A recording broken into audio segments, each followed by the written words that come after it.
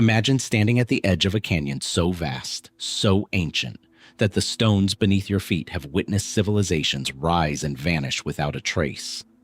No written records, no clear explanation, just silence. And the haunting feeling that something profound happened here, something humanity has never fully grasped. For generations, researchers have studied, debated, and walked away humbled. Because some mysteries don't surrender their secrets easily. Ancient knowledge carved into stone, encoded in ceremony, whispered through oral traditions spanning thousands of years. So settle in, because what you're about to discover may permanently change how you see Native America. Somewhere beneath the rolling hills of southern Ohio, buried under centuries of soil and silence, lies one of the most remarkable and least understood civilizations ever to exist on North American soil.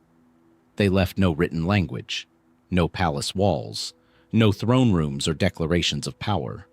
What they left instead were earthworks, massive geometric mounds of sculpted earth so precise, so deliberately arranged, that modern surveyors have confirmed their alignments with lunar cycles spanning 18 years.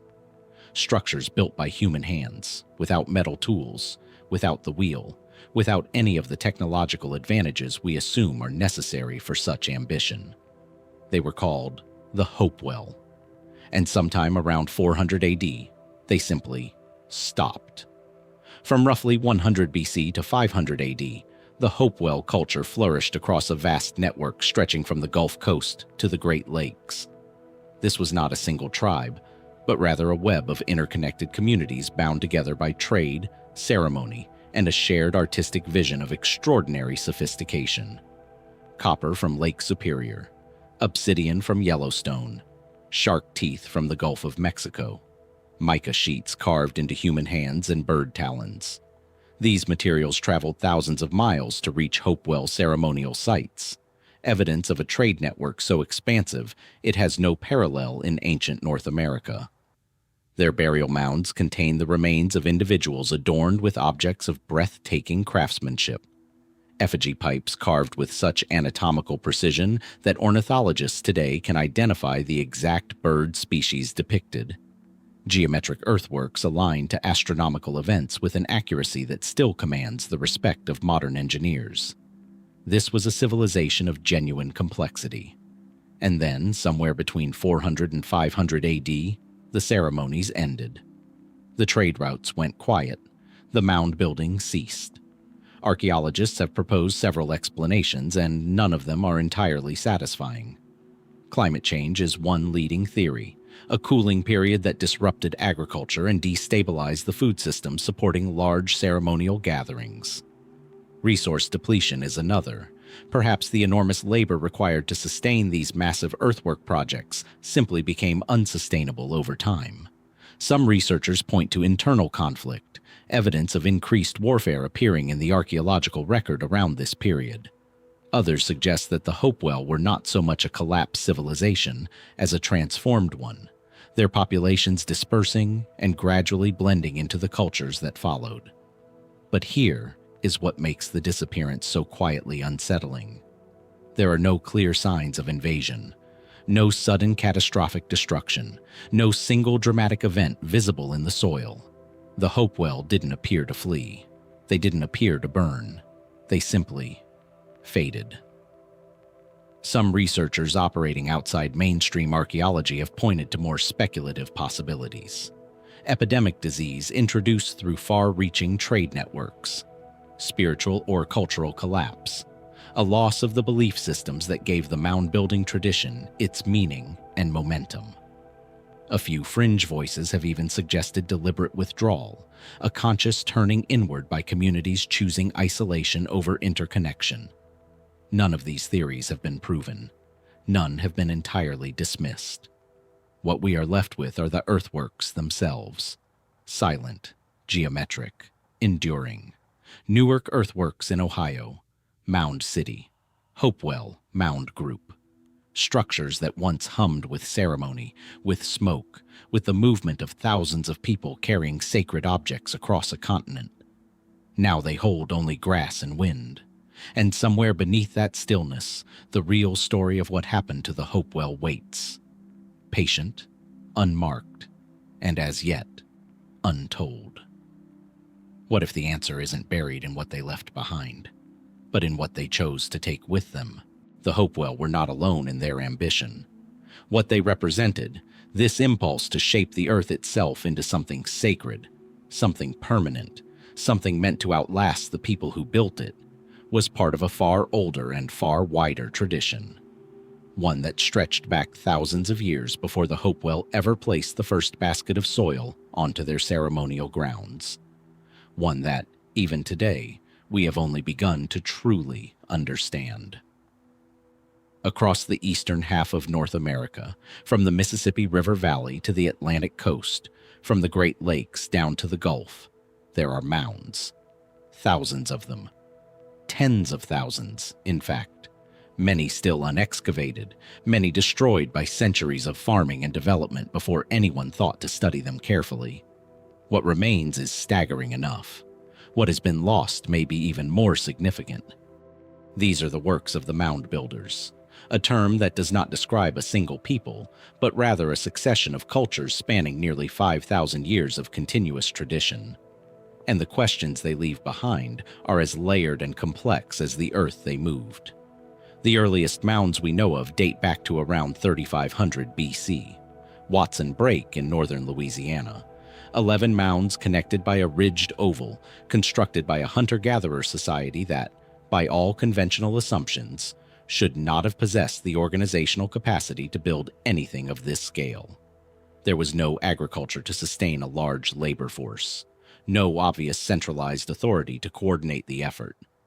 And yet there it stands, older than Stonehenge, older than the Great Pyramid at Giza, quietly disproving every assumption we once held about the complexity of early North American life. Then came Poverty Point, around 1700 BC. A site in northeastern Louisiana consisting of 6 concentric semicircular ridges, precisely arranged, covering an area of nearly 1 square mile. Researchers estimate that construction required the movement of millions of cubic feet of earth, carried by hand, shaped by hand, over generations. The people who built it left behind trade goods from across the continent, finely crafted tools, and an architectural sophistication that still draws archaeologists from around the world. And then, centuries later, Cahokia. If any single site captures the full weight of the mound builder mystery, it is Cahokia, located just outside present-day St. Louis, Missouri.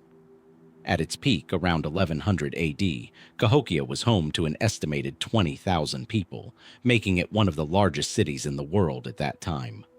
Larger than London, larger than many European capitals. It contained over 120 earthen mounds arranged across a carefully planned urban landscape, dominated by Monk's Mound, a structure covering more ground at its base than the Great Pyramid of Egypt. Mainstream archaeology describes Cahokia as the apex of the Mississippian culture, a sophisticated hierarchical society built on agriculture, long-distance trade, and complex religious ceremony. And that description is accurate, as far as it goes. But it doesn't go far enough to explain everything. The astronomical alignments at Cahokia are precise in ways that suggest deep and deliberate knowledge of celestial movements. A series of large wooden posts, now called Woodhenge, tracked solar events with remarkable accuracy, functioning as a kind of calendar embedded into the landscape itself. The planning required to execute Cahokia's layout, to orient its structures and open plazas in relation to the sun, the moon, and the horizon, implies a level of scientific understanding that sits uncomfortably with older narratives about pre-Columbian North America. And then there is the question of what happened to Cahokia. By 1350 AD, the city was largely abandoned. The population had scattered. The mound-building tradition that had defined the region for centuries quietly ended. Researchers point to environmental degradation, prolonged drought, political instability, and the collapse of the trade networks that had sustained the city's growth. These are plausible explanations, supported by evidence. But they are not complete explanations. Because beyond the mainstream archaeology, there exists a longer and more contested history of interpretation surrounding the mound builders. one that reveals as much about the people doing the interpreting as it does about the mounds themselves. For much of the 18th and 19th centuries, European settlers encountering these massive earthworks refused to believe they had been built by the ancestors of the Native American peoples living among them. The mounds were too large, too sophisticated, too deliberate. And so theories emerged, some fanciful, some politically motivated, attributing the mounds to lost tribes, to wandering civilizations from across the ocean, to peoples long vanished before the arrival of Native Americans themselves. These theories were wrong. Archaeology has established beyond reasonable doubt that the mounds were built by the ancestors of native peoples whose descendants are still here today. The lost race mythology was a colonial construct, used in part to justify displacement by suggesting that Native Americans had themselves displaced an earlier, more deserving civilization. But dismissing the fringe theories does not dissolve all of the genuine mystery, because some questions remain without clean answers. How did cultures without writing, without metal tools, without wheeled transport coordinate construction projects of this magnitude across generations? What was the precise nature of the belief system that motivated the movement of millions of tons of earth? Why does the mound building tradition appear, disappear, and reappear across thousands of years and dozens of distinct cultures, as though something fundamental in the human relationship with this land kept calling people back to the same impulse? The mounds themselves offer no easy answers. They sit in fields and forests and city parks across the American heartland, patient, weathered, largely unnoticed by the people who drive past them every day. But they are still here. And in their silence, they hold something we haven't fully named yet. A memory, perhaps. A record written not in words but in earth and geometry, and the slow accumulation of human intention. The question is not only who built them, the question is what they were trying to say, and whether, after all this time, we are finally ready to listen. And yet, the mounds were not the only thing left behind. Across the vast interior of North America, in places that history has largely forgotten, there are other silences, other absences, places where thousands of people once lived, breathed, traded, and built, and then, with a quiet that defies easy explanation, were simply gone. Not conquered in a single decisive moment, not buried beneath volcanic ash or swallowed by rising water, just absent, leaving behind only the faint impression of a life that was once, by any measure, extraordinary. One of those places is a wide, windswept stretch of land in what is now southern Kansas, where the Arkansas and Walnut Rivers meet in a gentle confluence of muddy water and tall grass. To drive through it today is to see nothing remarkable.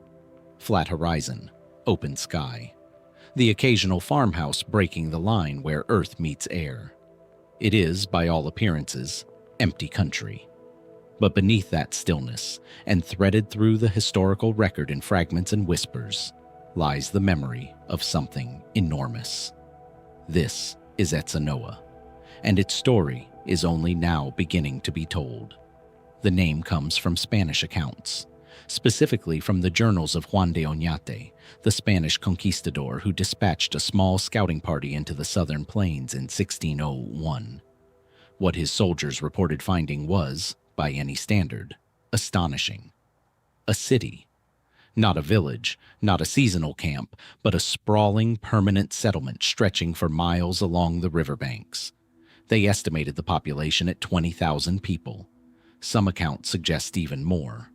The settlement was home to the Wichita people, semi-sedentary agriculturalists who had built their distinctive grass lodges across the landscape in numbers that stunned the Spanish soldiers who walked among them.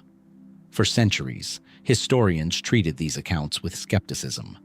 The numbers seemed inflated, the location was vague, and the absence of any obvious physical remains made it easy to dismiss Etzanoa as exaggeration, the kind of grandiose reporting that Spanish explorers were known to produce when justifying their expeditions to distant crowns. Then, in 2015, an archaeologist named Donald Blakesley began to look more carefully.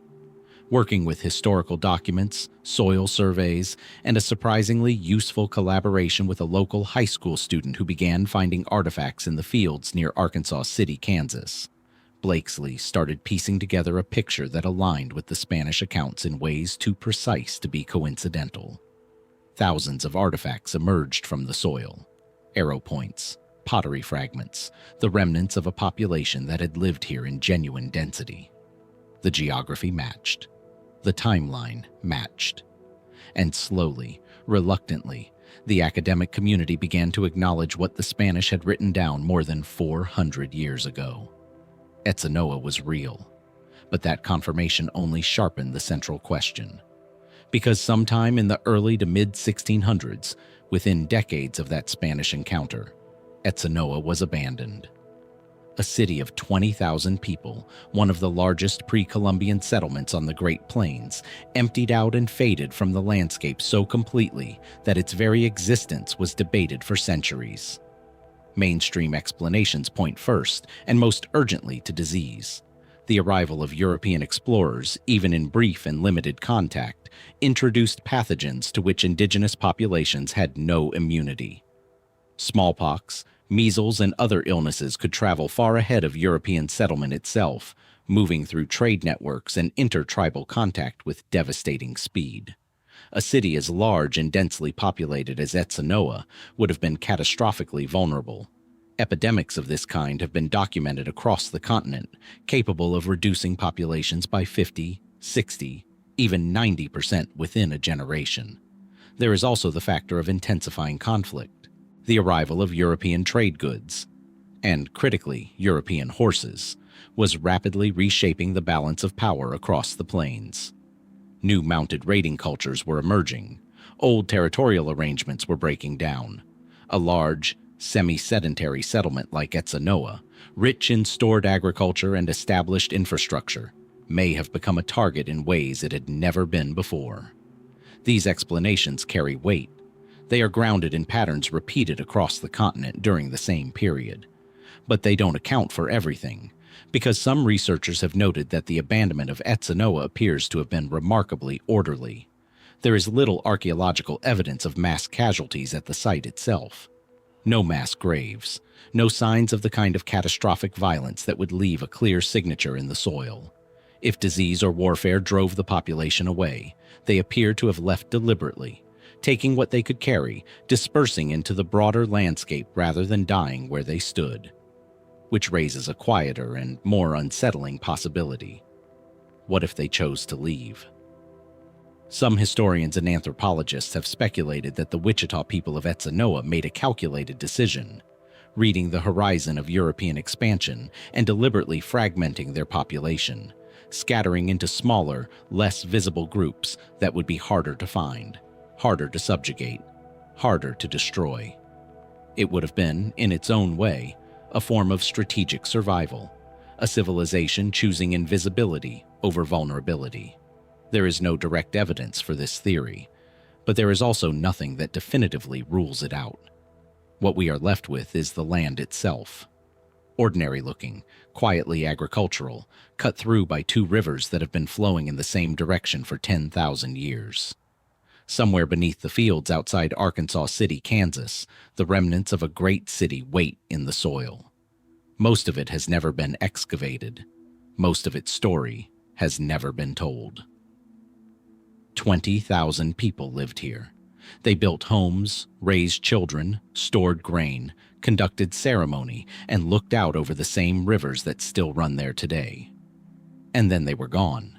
Not erased, not forgotten by their own descendants, but rendered invisible to the historical record in a way that took 4 centuries to even partially correct. What else are we still getting wrong? And who else have we failed to see? Visibility is a strange thing.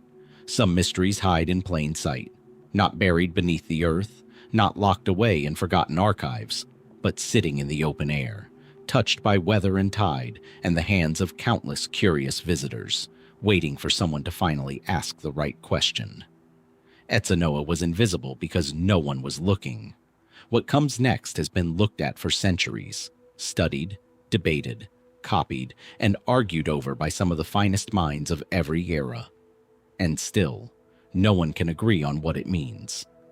At the edge of the Taunton River in southeastern Massachusetts, there sits a large, flat-faced boulder of gray-brown crystalline sandstone. It weighs approximately 40 tons.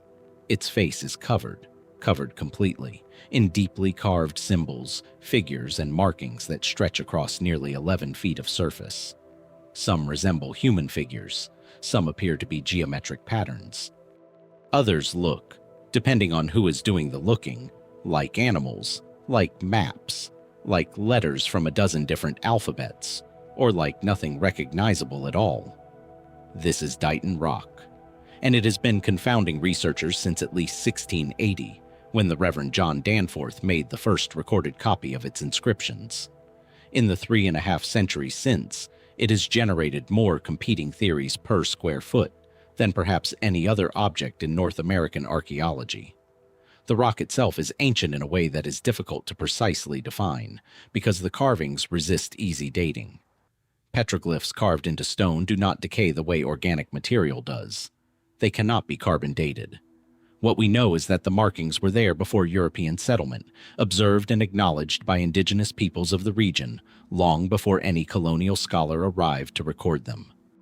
The Wampanoag people, whose ancestral territory surrounds the site, have their own relationship with this rock, one that predates every academic theory by generations. The most widely accepted explanation among mainstream archaeologists today is that the carvings are the work of the Wampanoag or other Algonquian-speaking peoples of the Northeast.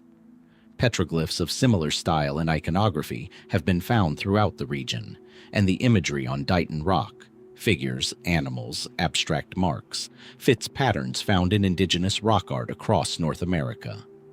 This interpretation is grounded, reasonable, and supported by the cultural context of the landscape itself. But Dighton Rock has never been content to rest quietly within a single explanation. Cotton Mather, the Puritan minister and scholar, examined it in 1690 and concluded the markings were Phoenician. In the 18th century, Count Antoine Court de Gebelin, a French scholar with wide-ranging and frequently imaginative theories, suggested a connection to ancient Carthage. Later, a Harvard professor named Ezra Stiles became convinced the rock bore Phoenician script left by seafarers who had crossed the Atlantic long before Columbus. Each new generation of scholars arrived with a new theory, and each new theory said as much about that era's fascinations and anxieties as it did about the rock itself. Then came the Norse hypothesis. In the 19th and early 20th centuries, as interest in Viking exploration of North America grew, eventually validated by the discovery of the Norse settlement at Lonso Meadows in Newfoundland, some researchers began reading Dighton Rock's markings as runic inscriptions left by Leif Erikson or his contemporaries. The shapes of certain symbols seemed, to those who wanted to see it, consistent with early Norse writing. Enthusiasts mapped out translations. Academics pushed back. The debate sharpened and then, gradually, faded without resolution. Perhaps the most persistent and passionately argued alternative theory connects Dighton Rock to Miguel Corte Real, a Portuguese explorer who disappeared during a voyage to North America in 1502. His supporters point to what they interpret as a Portuguese coat of arms among the carvings, along with a date and the explorer's name hidden within the markings. Portugal took the theory seriously enough that a replica of the rock was displayed at a world exposition in the 20th century. Some Brazilian and Portuguese scholars still argue the case today. And then there are the interpretations that exist further still from the academic mainstream. Readings that see in Dighton Rock evidence of ancient Chinese navigation, of pre-Columbian contact with Mediterranean civilizations, of a record so layered and so deliberately encoded that its true meaning was meant only for those who already knew what to look for.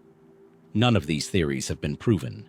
Several have been convincingly challenged, and yet none of them have been silenced entirely, because the rock itself refuses to yield a definitive answer. Part of what makes Dighton Rock so enduringly mysterious is the nature of the carvings themselves. They do not read cleanly in any single direction. They overlap. They appear to belong to different hands, possibly different periods. Some lines are deeply incised, others are shallow and faint. It is possible, even likely, that what we are looking at is not a single message left by a single hand, but an accumulation. A surface returned to again and again over centuries by different people for different reasons, each adding their own mark to something they found already present and already significant. If that is true, then Dighton Rock is not a mystery with a single solution. It is a palimpsest, a layered record of human presence, human curiosity, and human need to mark the world and say, I was here. We were here. This place matters. The rock now sits inside a small museum in Berkeley, Massachusetts, lifted from the riverbed and preserved behind glass, safe from the tides that once washed over it twice a day for centuries. But the markings remain exactly as unresolved as they ever were. 40 tons of stone, covered in symbols that have outlasted every civilization that has tried to claim them. What if the reason no single theory fits is because more than one of them is true? And the rock has simply been waiting for us to become comfortable enough with complexity to accept that. Dighton Rock confronted us with the limits of interpretation, with how much we can project onto a surface, and how little we can know for certain about what another human mind intended to communicate across a distance of centuries. But what happens when the message is not carved into stone, but written across the land itself? What happens when the text is so large that you cannot read it from the ground? When you have to rise above it, pull back far enough to see the whole shape before the meaning begins to emerge? That is the experience of Newark Earthworks, and it is one that changes people. In the rolling terrain of Licking County, Ohio, in what is now the city of Newark, there exists the largest set of geometric earthen enclosures ever built anywhere on the surface of the earth. Not in Egypt, not in China, not in the ancient Near East.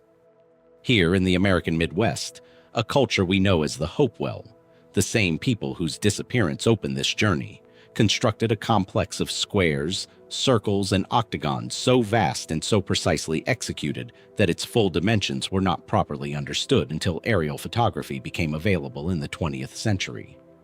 At its original extent, the Newark Earthworks covered more than 4 square miles.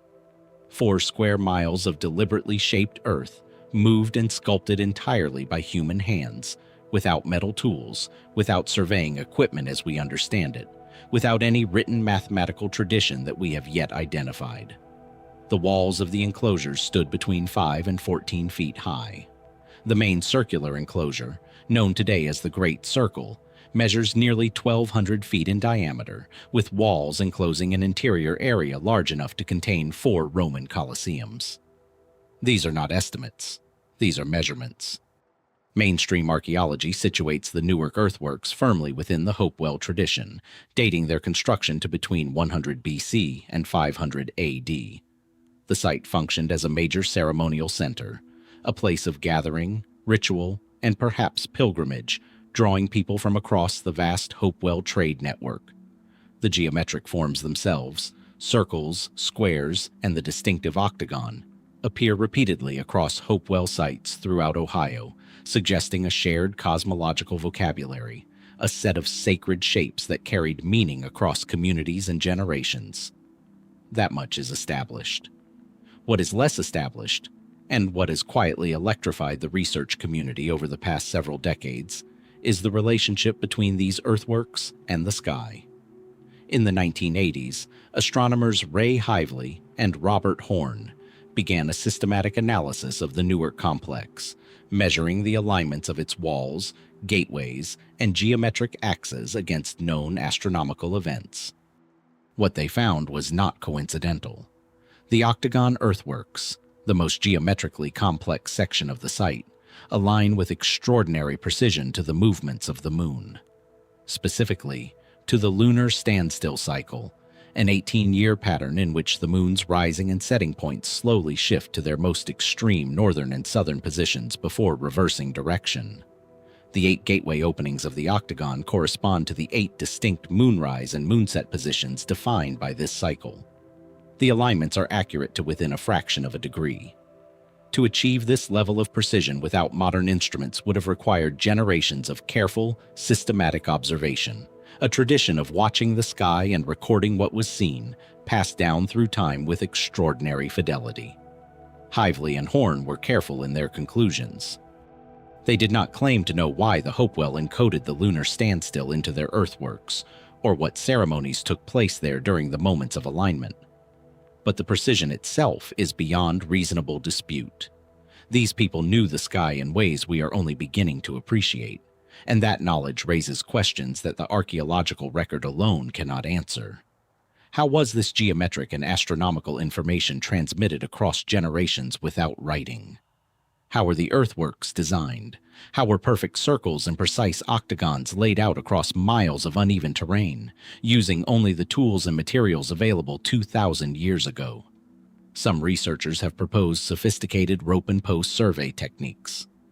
Others have suggested that the shapes themselves encode mathematical relationships, that the ratio between the circle and octagon at Newark reflects a deep understanding of geometric principles that would not appear in European mathematics for another 1,000 years. Outside mainstream scholarship, the implications have drawn wider speculation.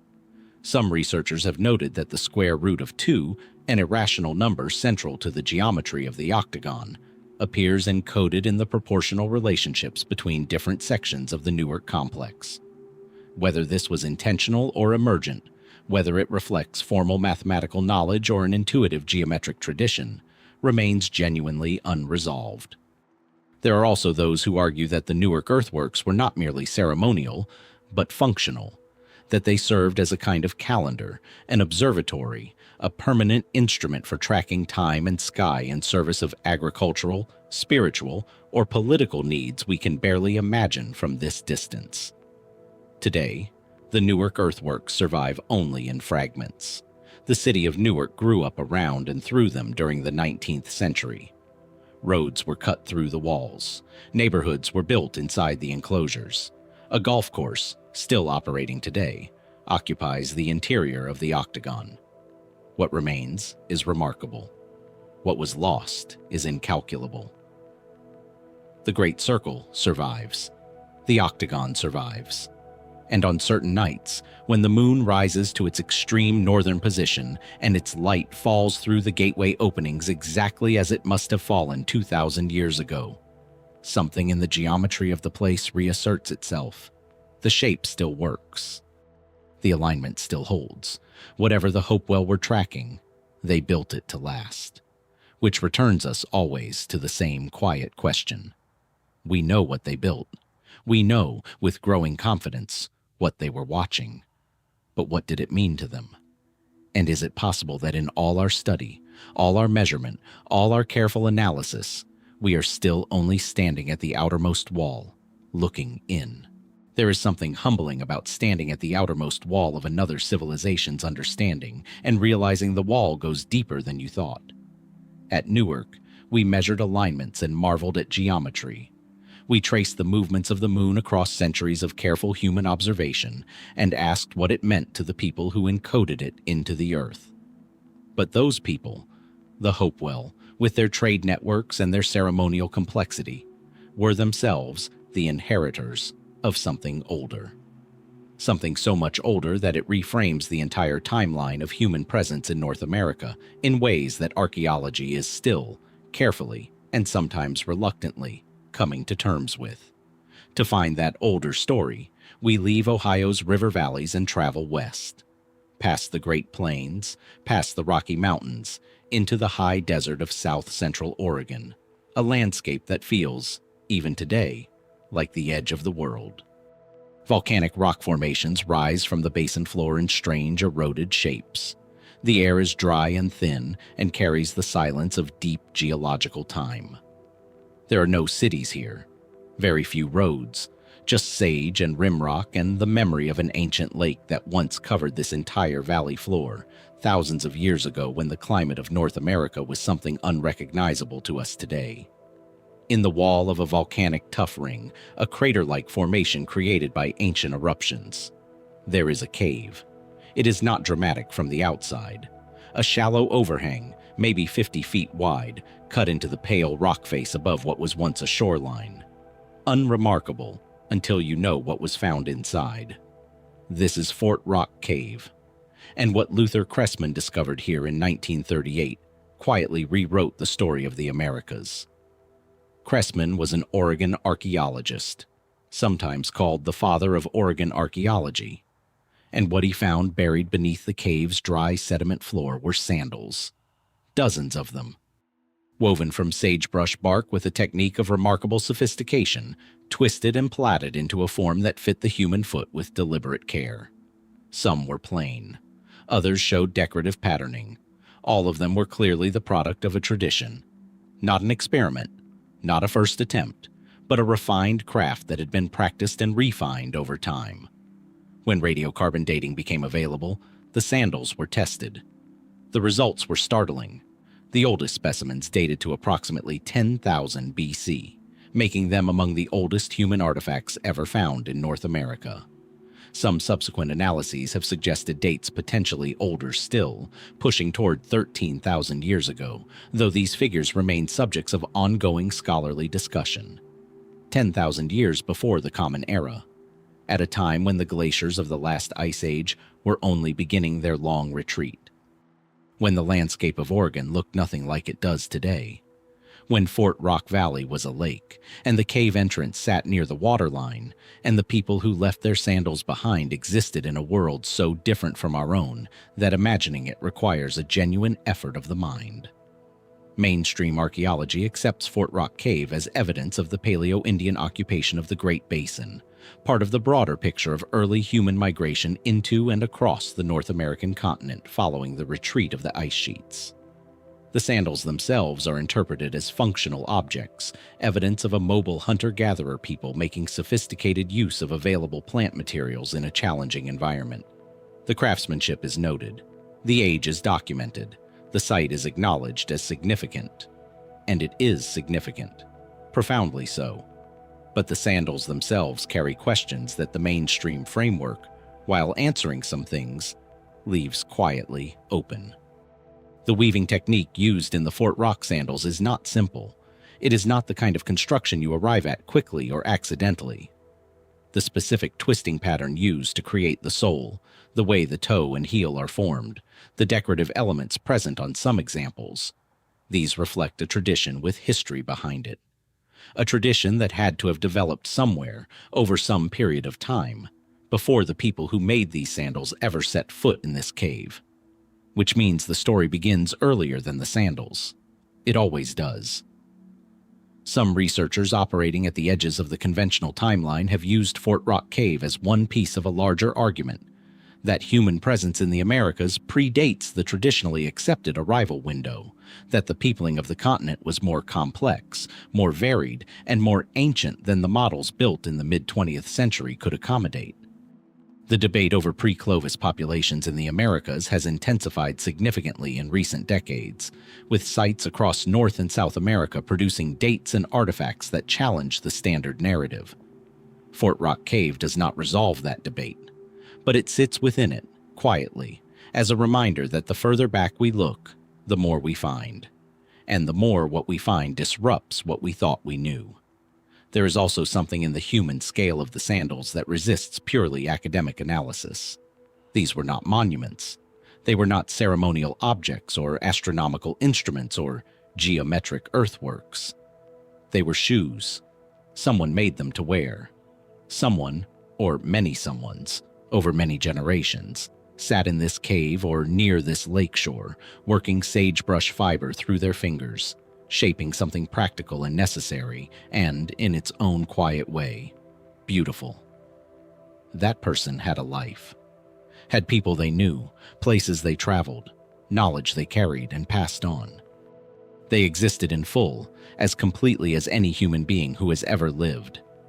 And we know almost nothing about them, except that they were here, in this cave, beside this ancient lake, 10,000 years before anyone thought to write any of it down. How many other caves hold evidence we haven't found yet? How many other stories are waiting in the sediment, in the dry silence of places we haven't thought to look? The sandals survived. Fragile as they were, they lasted. Which means the people who made them were, in some sense, still speaking. Are we listening carefully enough to hear them? The sandals at Fort Rock Cave were a private thing, made for one person, worn by one body moving through one life in one particular corner of an ancient world. They survived by accident, preserved by the same dry volcanic silence that preserved so much else in that high desert cave. And in their survival, they gave us something rare and irreplaceable, a moment of genuine human intimacy across 10,000 years. But not every message from the ancient world was meant to be private. Some were meant to be seen. Some were placed deliberately in the open, on exposed rock faces, in locations that invited approach, as if the people who made them understood that what they were recording needed to outlast not just one life, but many. Not just one generation, but all of them. Drive south through Minnesota, away from the cities and into the wide, quietly dramatic landscape of the southwestern prairie, and you will eventually come to a long, low outcropping of red Sioux quartzite rising from the grassland like the spine of something ancient breaking the surface. The rock is the color of dried blood in certain light. In morning sun it glows almost amber. It has been here in essentially this form for more than 1 billion years. Older than complex life on this planet, older than anything that might be called a witness to human history. And yet humans chose it, returned to it, marked it again and again across a span of time so vast it is almost impossible to hold in the mind. This is the Jeffers Petroglyph site, and spread across this exposed quartzite surface are more than 2,000 individual carvings, images of humans, animals, weapons, and symbols that span at least 7,000 years of continuous human presence on this prairie. 7,000 years.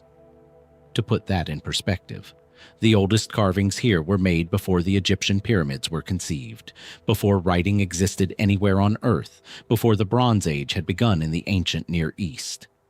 The most recent were made within the last few centuries, by the Dakota and other peoples for whom this site remained actively sacred into the era of European contact and beyond.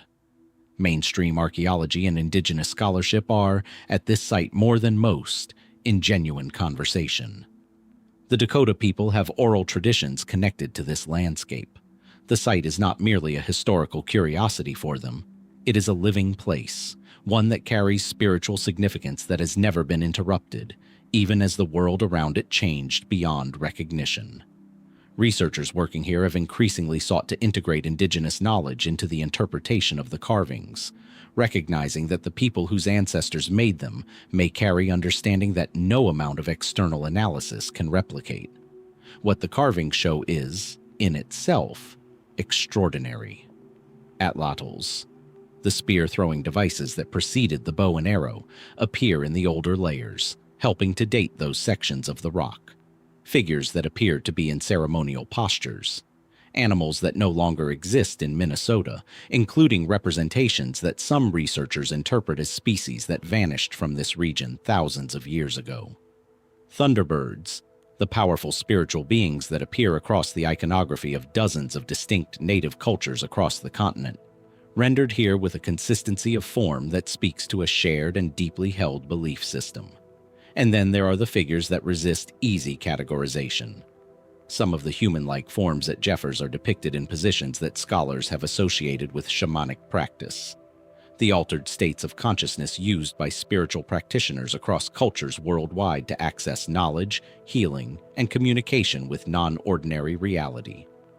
Figures with radiating lines suggesting power or energy. Beings that appear to be transforming between human and animal forms. Images that may represent visions, journeys, or encounters with forces that the people who carved them experienced as utterly real. Neuropsychological research conducted since the 1980s has proposed that certain recurring patterns in rock art worldwide, geometric forms, entoptic phenomena, transformation figures, may be connected to the universal architecture of human consciousness during altered states. Under this framework, some of what we see at Jeffers may be less a narrative record of external events and more a map of interior experience, a documentation of what was seen, felt, and encountered in states of consciousness that most modern Western frameworks have no category for. This interpretation neither diminishes the carvings nor reduces them to mere hallucination. It suggests instead that the people who made them were engaged in something systematic and intentional, a practice of accessing and recording dimensions of experience that they considered as real and as worth preserving as anything in the physical world. Outside even this framework, there are questions that linger. Why this rock? Of all the exposed quartzite surfaces in this landscape, why did generation after generation return to this specific location across 7 millennia?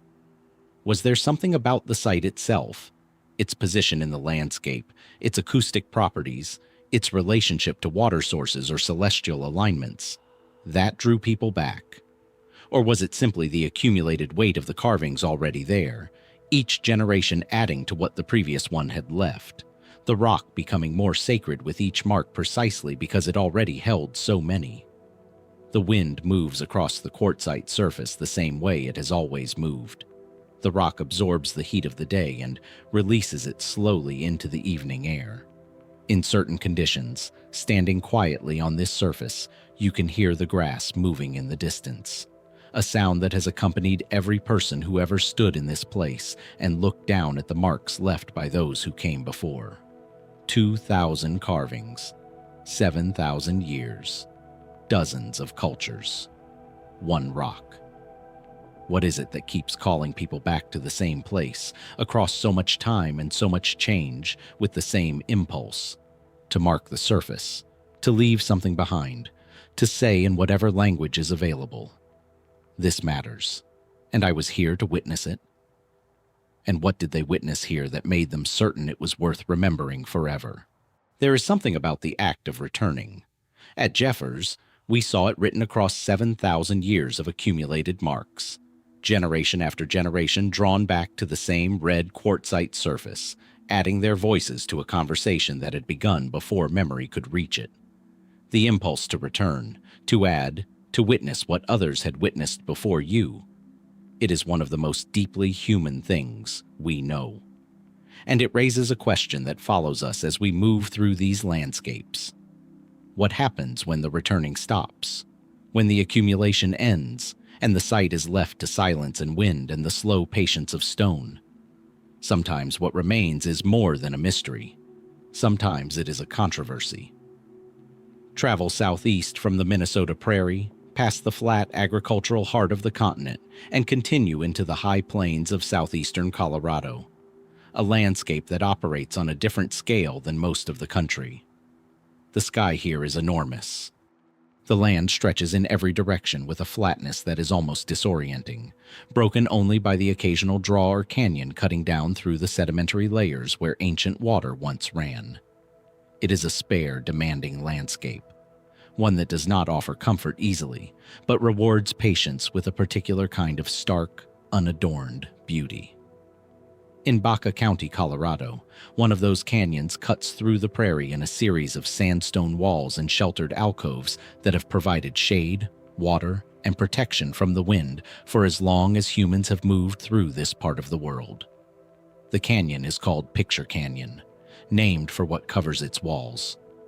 Petroglyphs and pictographs line the sandstone surfaces throughout the canyon system.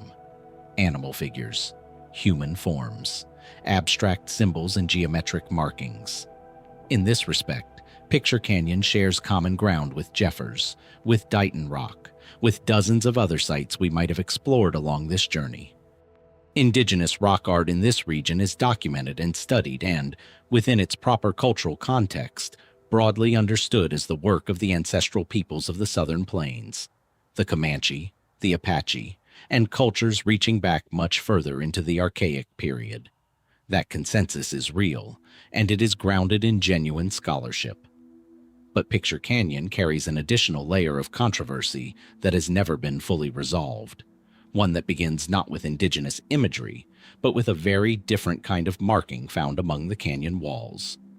Inscriptions that a growing number of researchers, operating largely outside the mainstream archaeological establishment, have identified as Ogham script.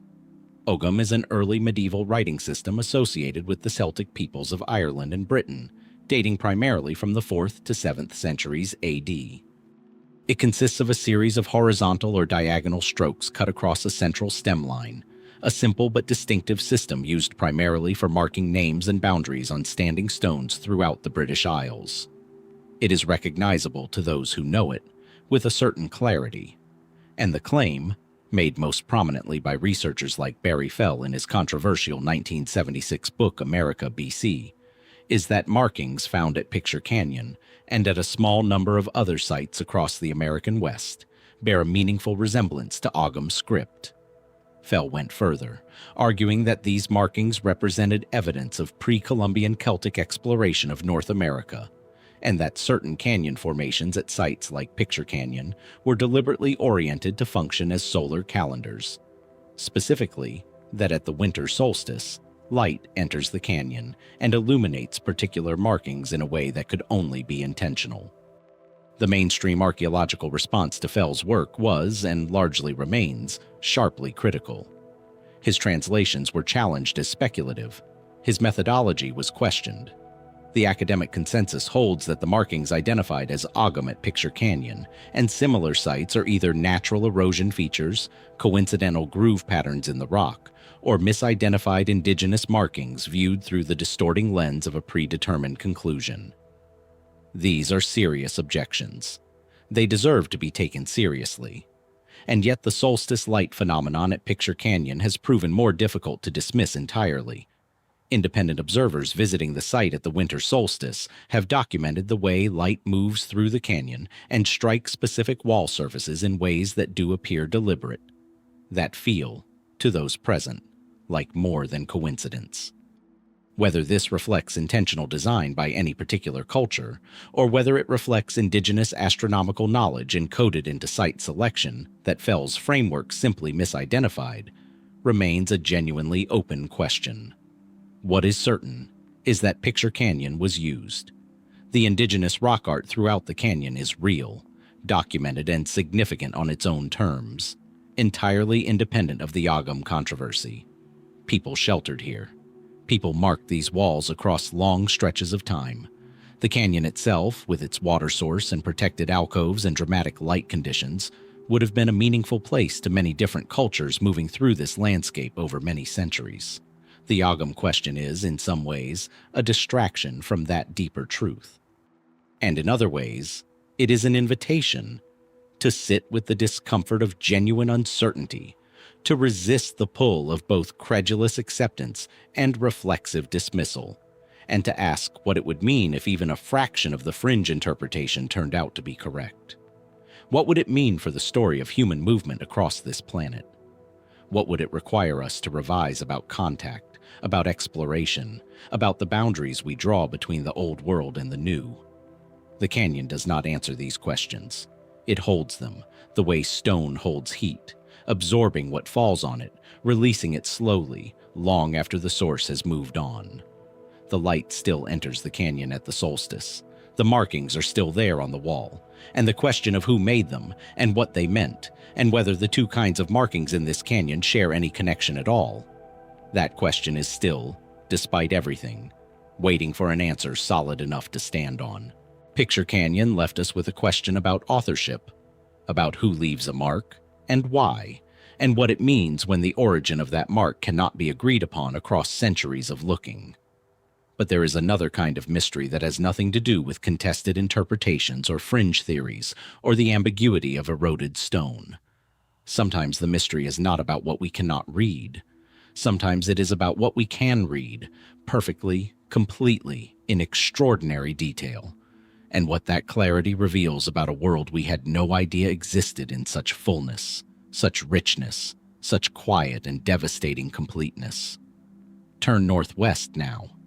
Leave the high plains of Colorado and travel toward the Pacific coast, past the Cascades, through the dense temperate rainforest of the Olympic Peninsula in Washington state, until the land runs out entirely at the edge of the Pacific Ocean. This is one of the most remote stretches of coastline in the contiguous United States. The forest here is ancient and dense, pressing right to the edge of the sea bluffs.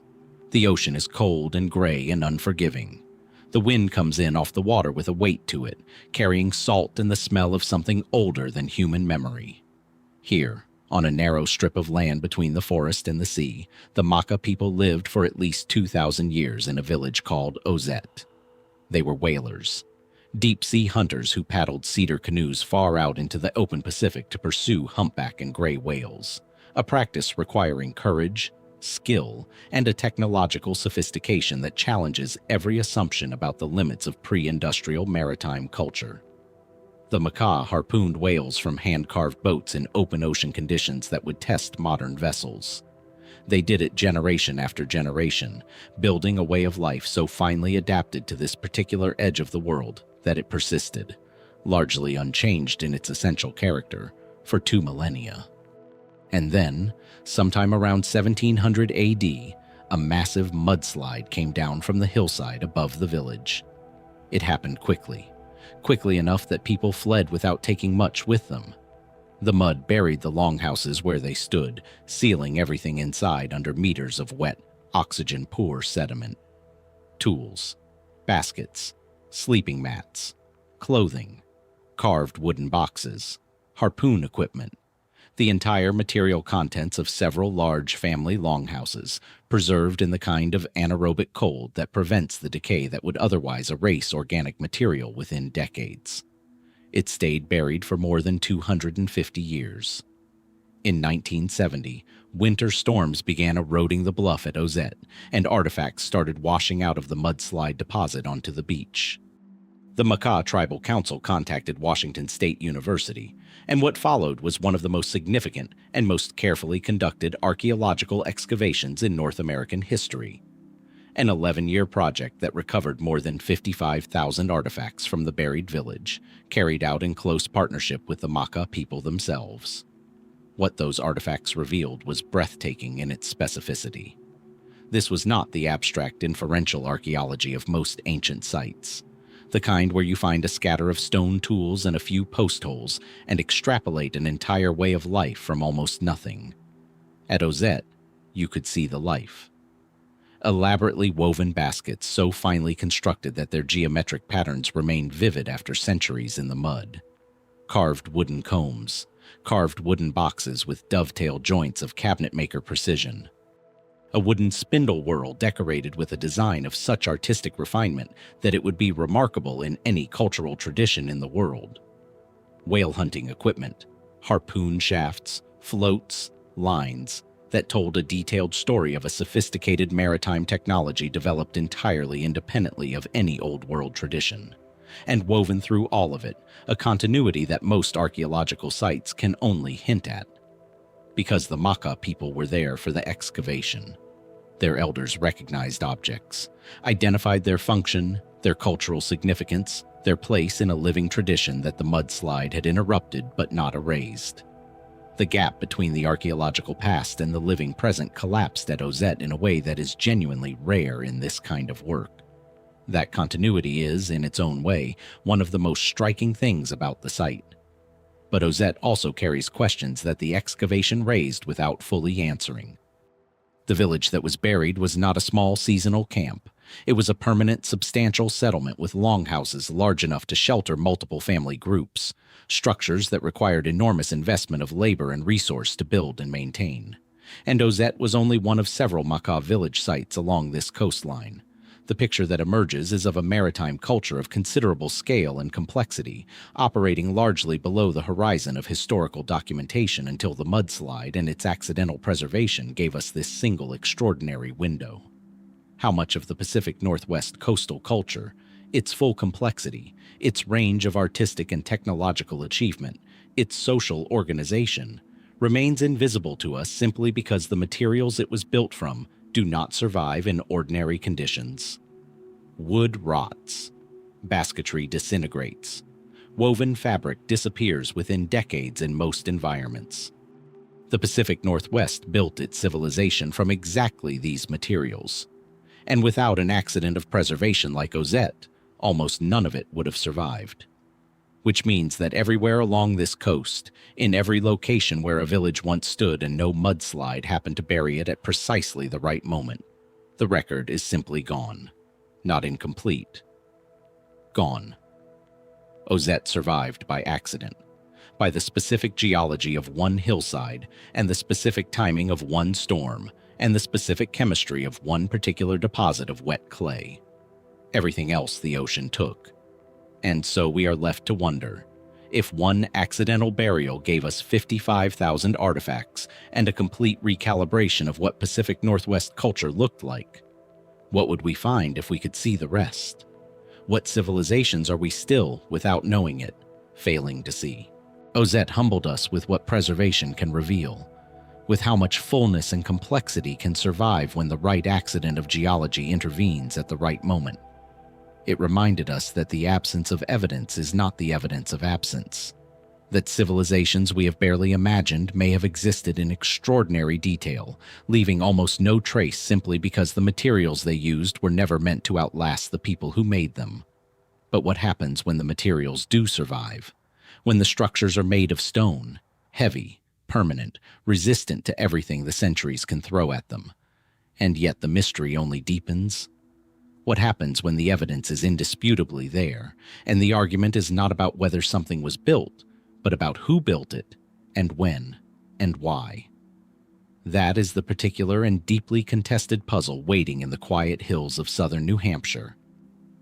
Drive into the woods outside the town of Salem, not Salem, Massachusetts, but its quieter neighbor to the north, and follow a path through second-growth forest until the trees open onto a hillside scattered with something unexpected. Stone chambers, stone walls, stone tunnels barely large enough to crawl through, a large flat stone slab with a groove cut around its perimeter, resting on 4 upright supports, positioned above what appears to be a speaking tube that runs underground to a separate chamber nearby.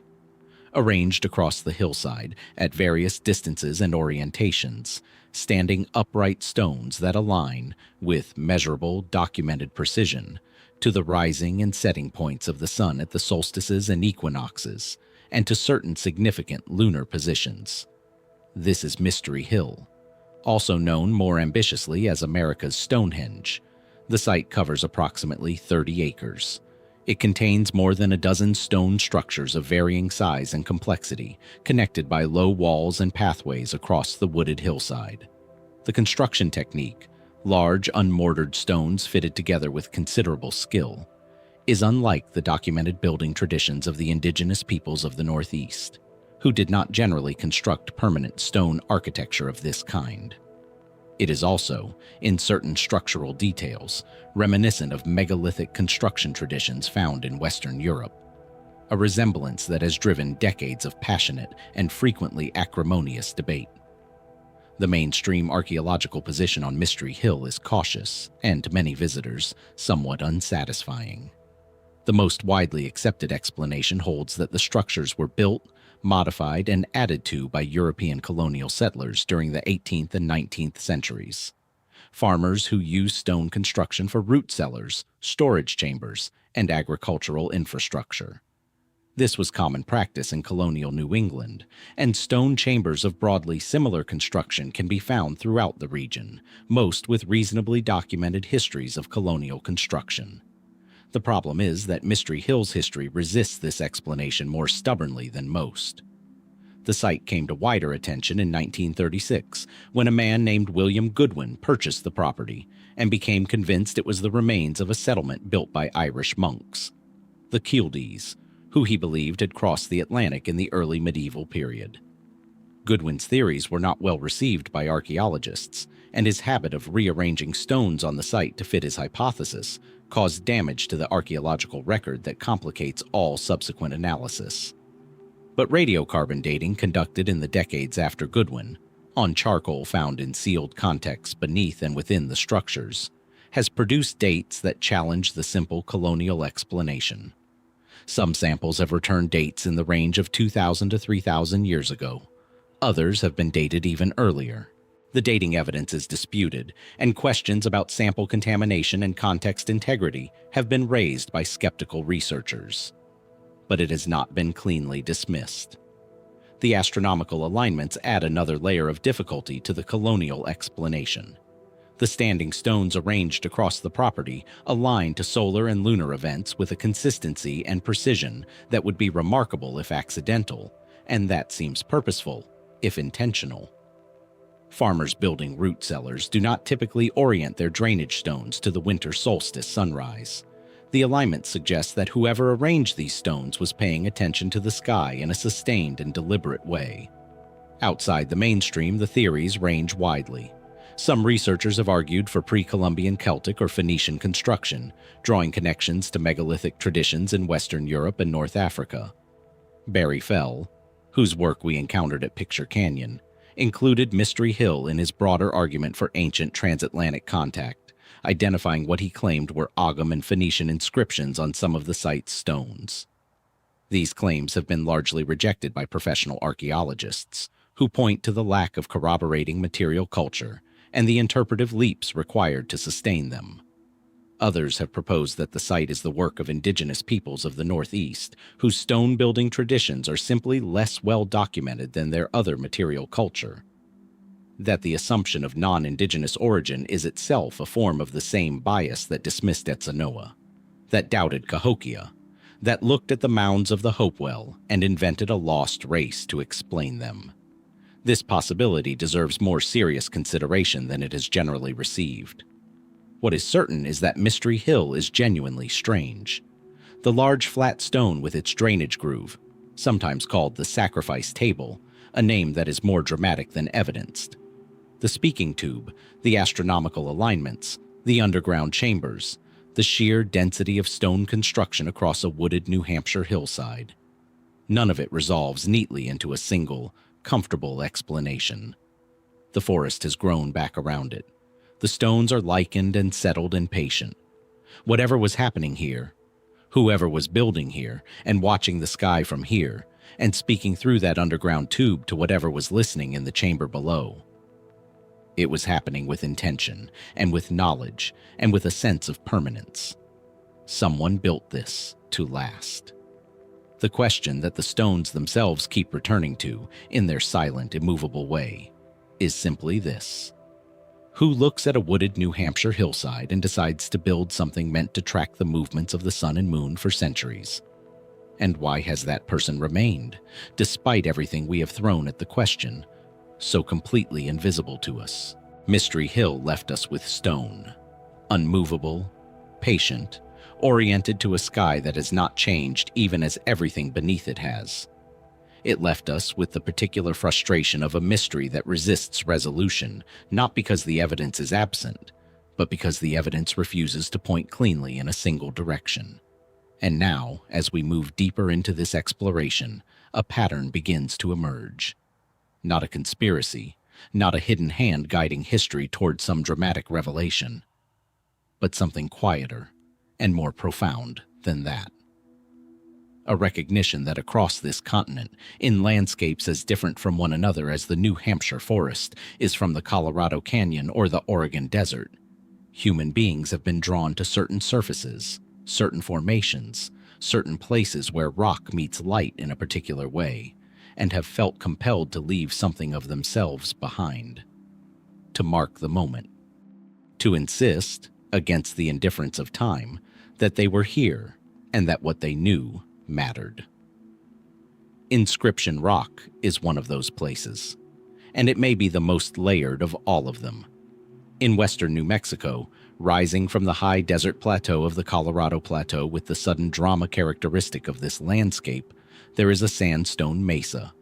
It stands approximately 400 feet above the valley floor, its sheer walls dropping straight down to the sandy flats below.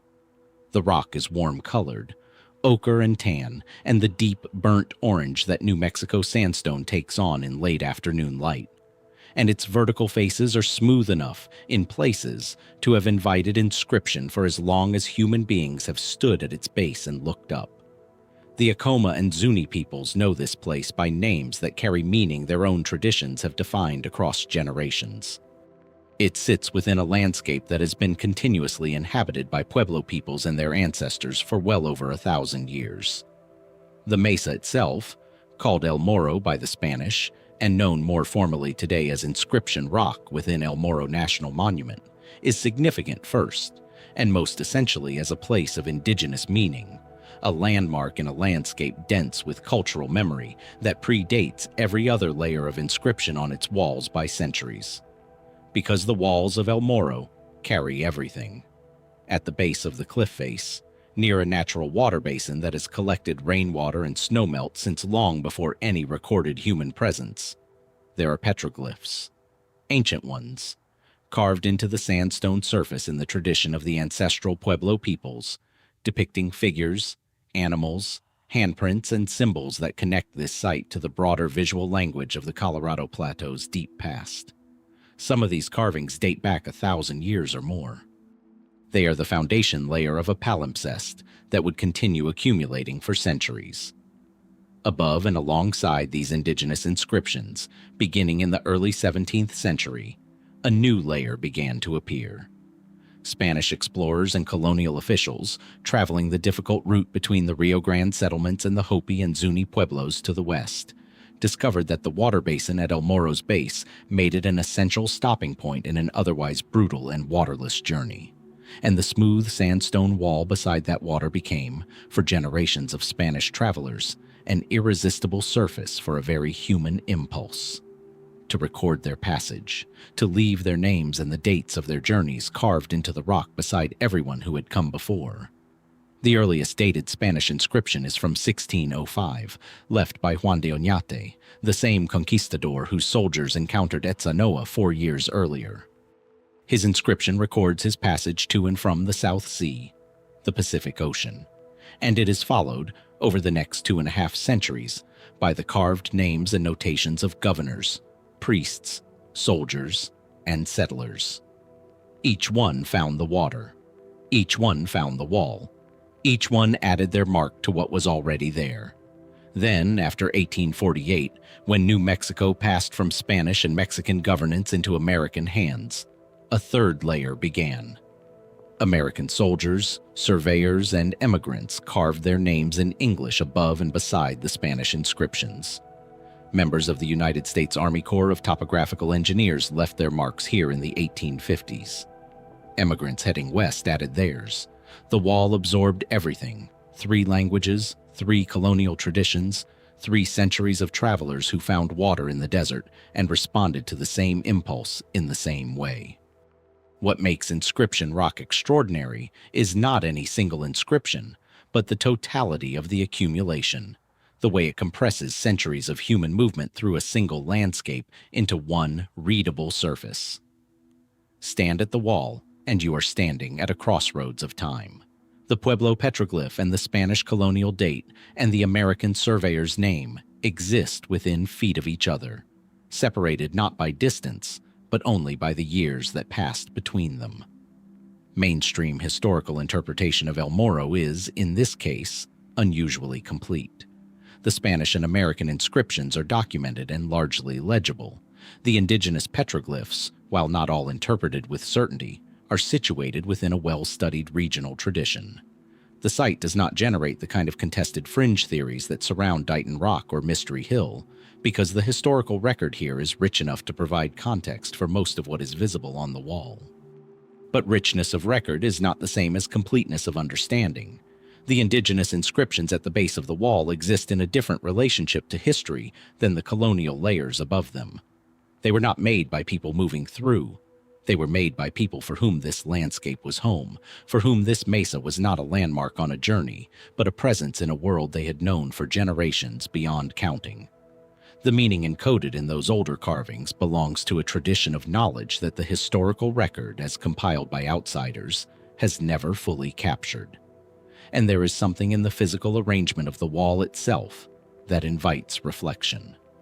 The colonial inscriptions, Spanish, then American, climb upward from the waterline, accumulating above the older indigenous marks as the centuries progress. The sequence is not accidental. It mirrors, in compressed form, the larger history of this continent, a history in which one set of human expressions was gradually overlaid by another, without the earlier layer being erased, but without it being fully read either. The water is still there. The basin still collects what falls from the sky. Travelers still stop here, as they have stopped here for 1,000 years, and look at the wall. All those names, all those dates, all those figures carved before names and dates existed in this place. What does it mean that the oldest marks on this wall, the ones with the deepest roots in this landscape, are also the ones we understand least? And what might we finally begin to comprehend if we approach that oldest layer not as background to the history that came after it, but as the history itself? Inscription. Rock reminded us that the oldest marks on a surface are not always the ones we understand best. That depth of time does not guarantee clarity of meaning, and that the layers closest to the origin of a place are often the ones most thoroughly obscured by everything that accumulated above them. But what happens when there are no colonial layers, no Spanish dates, no English names, no convenient historical record to provide context or anchor the mystery in documented time? What happens when you stand before a carved surface and there is nothing between you and the ancient mind that made it? No intermediary tradition, no translating framework, no outside voice to tell you what you are looking at. What you are left with is the carving itself, and the silence, and the growing awareness that you may be looking at something important without possessing the first reliable tool for understanding what it means. That is the experience of Judaculla Rock, and it is one of the most quietly overwhelming experiences available to anyone willing to find their way to a creekside field in the mountains of western North Carolina. The drive takes you into the southern Appalachians, a landscape of extraordinary age and beauty, one of the oldest mountain ranges on Earth, worn down by time into rounded forested ridges that fold into one another in every direction. This is Cherokee country, has been Cherokee country, in the deepest sense of that phrase, for longer than most archaeological timelines comfortably accommodate.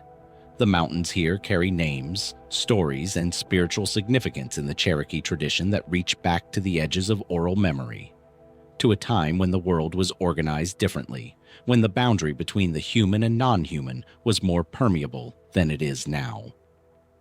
In a flat creekside meadow in Jackson County, partially submerged in wet ground and exposed to the sky, there is a large soapstone boulder. It is not dramatic in its dimensions, perhaps 16 feet long, 11 feet wide, rising only slightly above the surrounding field. It does not announce itself the way Monk's Mound or the Newark Earthworks announce themselves. You could walk past it without understanding what you were seeing. But look at its surface, and the scale of what you are facing becomes immediately apparent. The entire exposed face of the rock, every available inch of it, is covered in carvings. Hundreds of them, perhaps more than 1,000 individual marks, depending on how you count, covering the soapstone in a density that is almost overwhelming to take in at once. Lines that curve and intersect, circles, what appear to be human figures, some with distinctive features, elongated fingers, unusual proportions, postures that suggest ceremony or transformation, marks that resemble nothing in any known iconographic tradition, and threading through all of it, a sense of intentional organization, of a surface that was not randomly marked, but deliberately filled by minds that knew what they were doing and why. Judaculla Rock takes its name from a figure in Cherokee spiritual tradition, Tzolk'lu, anglicized as Judaculla, a powerful being described as a slant-eyed giant, a master of the hunt, a supernatural entity whose footprint is said to be visible on the rock's surface. Cherokee oral tradition connects this site directly to Judaculla, describing it as his deed or land title, a record of his claim to the surrounding territory, marked in a language that exists between the human and the spirit world. This is not mythology offered as a substitute for archaeology. It is living cultural knowledge transmitted across generations by the eastern band of Cherokee Indians whose ancestors made this rock and whose descendants maintain a relationship with it today. The Cherokee connection to Judaculla Rock is not a theory. It is a fact of continuity, one that Western scholarship is only gradually learning to treat with the seriousness it deserves. Mainstream archaeological dating of the carvings has proven difficult, as it so often does with petroglyphs. Soapstone does not lend itself to the same dating techniques that work for organic material. Stylistic analysis and the patination of the carved surfaces suggest that the rock was carved over an extended period, not in a single session or even a single generation, but across centuries, possibly millennia. The oldest marks may date to 3000 BC or earlier. The most recent were likely added within the last few hundred years. The rock, like Jeffers, and like Dighton, is an accumulation, a record of sustained return to a significant place across an almost incomprehensible span of time. What the carvings mean in specific terms remains genuinely unresolved. Researchers have attempted systematic documentation of the markings, a task complicated by the weathering of the soapstone surface, by the difficulty of distinguishing ancient carvings from more recent damage, and by the sheer density and complexity of what is present. Photogrammetric mapping using three-dimensional imaging technology has revealed details invisible to the naked eye. Marks beneath marks, layers of inscription that confirm the long chronological reach of the site's use. Some of the figures have been compared to similar imagery found at other southeastern rock art sites, suggesting connections to a broader regional tradition. Others remain without parallel, shapes and configurations that don't fit neatly into any documented iconographic system. Outside mainstream analysis, interpretations have ranged widely. Some researchers have proposed astronomical encoding, that the arrangement of marks on the rock's surface reflects celestial knowledge, mapping star positions or tracking seasonal cycles in a visual language we have not yet learned to read. Others have focused on the figure interpretations, seeing in the elongated, unusual human forms a record of spiritual beings or shamanic experience consistent with practices documented across indigenous traditions worldwide. A smaller number have suggested connections to other ancient writing systems, readings that the mainstream dismisses, but that continue to surface in the literature of alternative archaeology. What strikes many visitors, beyond any specific interpretive framework, is the emotional quality of the rock itself. Soapstone is a soft, tactile material, warm to the touch in a way that harder stone is not. The carvings are intimate in their scale, made by hands working close to the surface, feeling the give of the stone beneath a tool.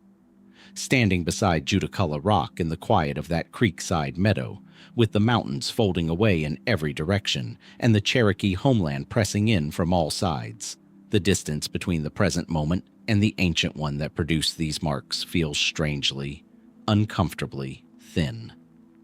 Someone stood here.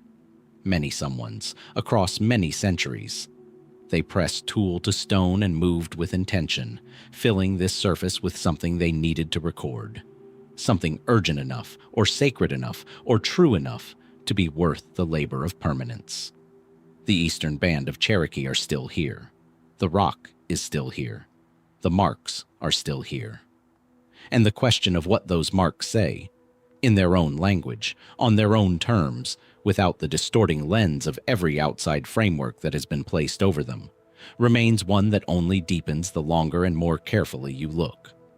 What would it take to finally hear this rock in the language it was actually written in? Judaculla Rock asked us to consider what it would mean to hear an ancient message in the language it was actually written in, not filtered through outside frameworks, not translated into categories that belong to the interpreter rather than the maker, but received on its own terms, in its own voice, in the tradition from which it came. That question does not get easier as we move. If anything, it deepens. Because the further we travel into these landscapes and the longer we sit with these surfaces, the more apparent it becomes that the gap between what was recorded and what we are capable of receiving is not simply a gap of knowledge. It is a gap of orientation, of worldview, of the fundamental assumptions we carry about what rock art is for, what it records, and what kind of reality it was made to address. Nowhere is that gap more vividly felt than in the river valley we turn to now. Travel north across the American border into the Alberta plains of Canada, and follow the Milk River as it cuts its slow, determined path through the high grassland. This is big sky country in the most literal sense, a landscape where the horizon is so distant and the sky so enormous that the human figure feels appropriately small, appropriately humble, appropriately aware of its place in something much larger than itself. The land is flat and open and ancient in a way that the body registers before the mind catches up. And then the river canyon opens, and everything changes. The Milk River has spent millions of years carving through sandstone bedrock, creating a canyon system of hoodoos and carved walls and sheltered alcoves that feels, when you descend into it from the prairie above, like entering a different world entirely. The sandstone formations are extraordinary. Columns and mushroom shapes and sheer cliff faces in warm buff and gold, and the deep reddish brown that certain sandstones take on in the long light of late afternoon. The canyon holds warmth and shadow in ways the open prairie does not. It is, by any measure, a place that invites a different quality of attention. This is Writing on Stone Provincial Park, known to the Blackfoot people, whose ancestral territory this has been for centuries, as Aisinaipi. The name translates, roughly, as "it is written," or "where the figures are drawn." It is a UNESCO World Heritage Site, and it contains the largest concentration of indigenous rock art on the entire North American Great Plains. More than 50 sites within the park hold petroglyphs and pictographs. The total number of individual images runs into the thousands, carved and painted across the sandstone surfaces of the canyon walls, the alcoves, the sheltered faces that the river has smoothed over millennia into surfaces as inviting as any canvas. Figures of humans and animals, battle scenes of extraordinary narrative detail, shields and weapons, spiritual beings, abstract symbols whose meaning lives in the Blackfoot tradition rather than in any external analytical framework. The Blackfoot, specifically the Niitsitapi, the collective of nations that includes the Blackfoot Confederacy, maintain a living, active relationship with Aisinaipi that is not historical, but present. This is not an ancestral site in the distancing sense that term sometimes implies. It is a place of ongoing ceremonial significance, a location where the boundary between the physical and spiritual worlds is understood to be thin in ways that the canyon's geography makes viscerally easy to believe. The Blackfoot have always known that this place is different from the surrounding landscape, that something in the rock, in the canyon, in the specific quality of the light, and the specific acoustics of the enclosed space opens a connection that is not available everywhere. Mainstream archaeology documents the rock art at Writing on Stone across a broad chronological range. The oldest images may date back more than 3,000 years. The most recent were created within the last few centuries, some depicting horses, which confirms a post-1700 date for those specific images, since horses were reintroduced to the northern plains by Spanish expansion only in the late 17th century. The battle scenes, in particular, have attracted significant scholarly attention for the narrative detail they contain. Sequences of figures that appear to document specific conflicts, specific encounters, specific moments of historical event recorded in visual form by people who witnessed them. This is rock art as journalism, as historical record, as a form of documentation whose conventions we are still learning to read. But the older images, beneath and alongside the more recent narrative scenes, operate in a different register entirely. Figures that appear to be in states of transformation, part human, part animal, caught in the liminal space between forms. Beings with attributes that do not belong to the natural world as ordinary experience defines it. Images that researchers working within the neuropsychological framework of rock art interpretation have associated with shamanic vision states. The altered consciousness accessed through ceremony, through fasting, through the specific spiritual practices that the Blackfoot tradition has maintained in its own form across generations. The canyon itself may have been selected precisely because of how it feels. Acoustics in enclosed sandstone spaces can produce unusual sonic effects, reverberations and resonances that alter the experience of sound in ways that many cultures worldwide have associated with the presence of spirits or other than human forces. Researchers studying the relationship between rock art placement and acoustic properties have found suggestive correlations at sites across the world, including in the canyon systems of the northern plains. Whether the Blackfoot chose these specific surfaces partly because of how sound behaved against them is not something the archaeological record can confirm. But it is a question that the canyon, if you stand in it quietly enough, seems to ask of its own accord. Some of the images at writing on stone have never been publicly documented, kept within the knowledge of the Blackfoot community as sacred information not intended for outside circulation. This is not obstruction. It is the entirely reasonable maintenance of a boundary between what belongs to the world at large and what belongs to the tradition that created it. The park's management reflects this, developed in close partnership with the Blackfoot nations in a model of collaborative stewardship that acknowledges the limits of what outside scholarship has the right to access or interpret. The canyon holds its own council. The hoodoos cast their shadows across the carved walls as the sun moves. The river continues its patient erosion of the sandstone, deepening the canyon millimeter by millimeter in the same direction it has always moved. Thousands of images, thousands of years, a living tradition that never left. And somewhere in the alcoves and sheltered faces of that canyon, images that no researcher has yet studied. Meanings that exist in the rock and in the knowledge of the people whose ancestors put them there, waiting not for discovery, but for a different quality of relationship than discovery implies. What does it mean to protect a mystery rather than solve it? And is it possible that some of what we are looking for was never meant to be found by looking, but only by belonging?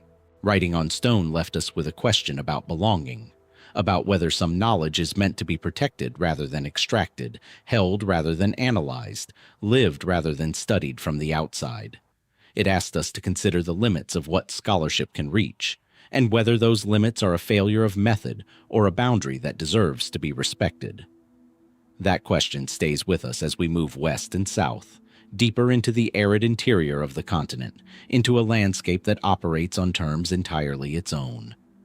Because what we find here shares the same essential impulse as everything we have seen, the human need to mark, to record, to reach across time through the medium of rock and pigment, but carries it into a context so remote, so spare, and so ancient that it strips the question down to something almost elemental. Leave the Canadian plains and travel into California's San Joaquin Valley. Not the agricultural flatlands most people know, but the western edge, where the valley floor begins to rise toward the coast ranges through a terrain of dry rolling hills covered in sparse grass and scattered oak. The land here is golden in summer, green for a brief season in winter, and always, in every season, saturated with a quality of light that feels older than the landscape it illuminates. This is not a dramatic environment in the way that canyon country is dramatic.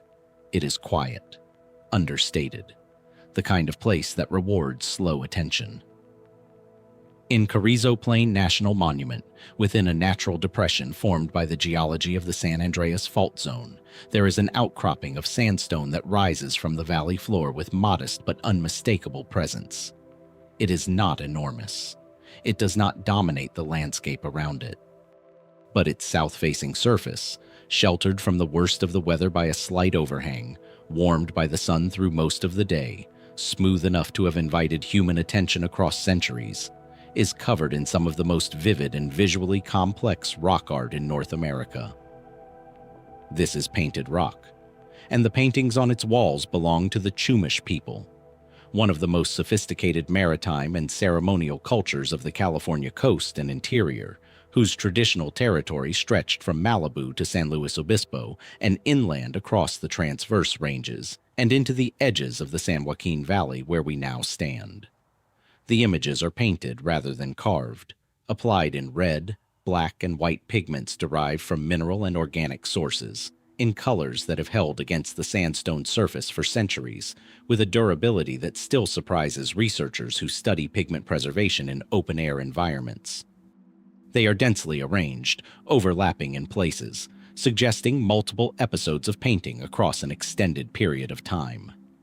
Human figures, geometric shapes of extraordinary intricacy, sunbursts, pinwheels, concentric circles, cross-hatched forms. Animals, including what appear to be insects, rendered with unusual specificity. And beings that resist simple categorization, composite figures, shapes that hover between the representational and the abstract, images that operate in a visual register not quite like anything in the surrounding natural world. Mainstream archaeology situates the painted rock images within the Chumash rock art tradition, which is among the most studied and most visually distinctive indigenous art traditions in North America. The Chumash were not a simple hunter-gatherer society in the reductive sense that term is sometimes applied. They maintained sophisticated trade networks, constructed plank canoes of remarkable engineering for open-water ocean travel, developed a shell bead currency system that functioned across a wide regional economy, and sustained a ceremonial and intellectual tradition of genuine complexity, one centered on the observation of astronomical phenomena and the ritual management of the relationship between the human community and the forces that govern the natural world. The Antop, a Chumash ceremonial organization whose members functioned as priests, astronomers, and ritual specialists, are understood by researchers to have been the primary creators of the rock art tradition. The paintings are interpreted as products of shamanic vision states, records of experience accessed through ceremony, fasting, and the use of datura, a powerful and dangerous hallucinogenic plant that the Chumash used in controlled ritual contexts to facilitate encounters with what their tradition understood as the spirit world. This interpretation is not speculative in the dismissive sense. It is grounded in ethnographic documentation, in Chumash oral tradition, and in the cross-cultural research on the relationship between altered states of consciousness and rock art production that has developed significantly over the past 4 decades. The images at Painted Rock are, within this framework, not decorative. They are not casual. They are records of specific experiences, of specific encounters with specific forces, rendered in a visual language developed over centuries of practice and transmitted through a tradition of initiation and knowledge. What remains genuinely mysterious is the specific content of those records.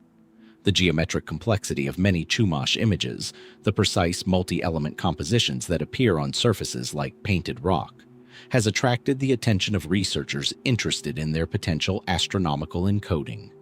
Some scholars have proposed that specific images function as solar or lunar markers, activated by the way light falls on the painted surface at particular moments in the astronomical calendar. Work conducted at a related Chumash site, Burrow Flats, has documented a solstice light phenomenon in which a shaft of sunlight illuminates a specific painted image with precision suggesting deliberate design. Whether similar intentional light interactions are present at Painted Rock has been the subject of ongoing research, with some investigators finding suggestive evidence and others urging caution about overinterpretation. Outside the mainstream, some researchers have pointed to the visual complexity of certain Painted Rock images, particularly the multi-element geometric compositions, as evidence of a more formalized symbolic system than the shamanic vision interpretation alone can account for. The question of whether Chumash rock art encodes information in a systematic way that could be considered a proto-writing system has been raised, carefully and without definitive resolution, by a small number of scholars working at the intersection of cognitive archaeology and indigenous knowledge systems. The rock itself has not survived the centuries unharmed. Vandalism has damaged significant portions of the painted surface, a loss that is, in the context of everything we have explored on this journey, particularly painful to contemplate. What remains is a fraction of what once existed.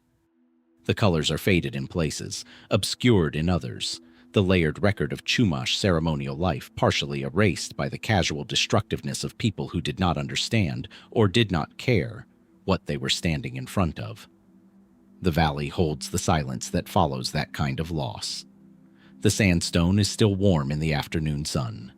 The paintings that remain are still vivid enough, in the right light, to carry something of the force they were made to carry.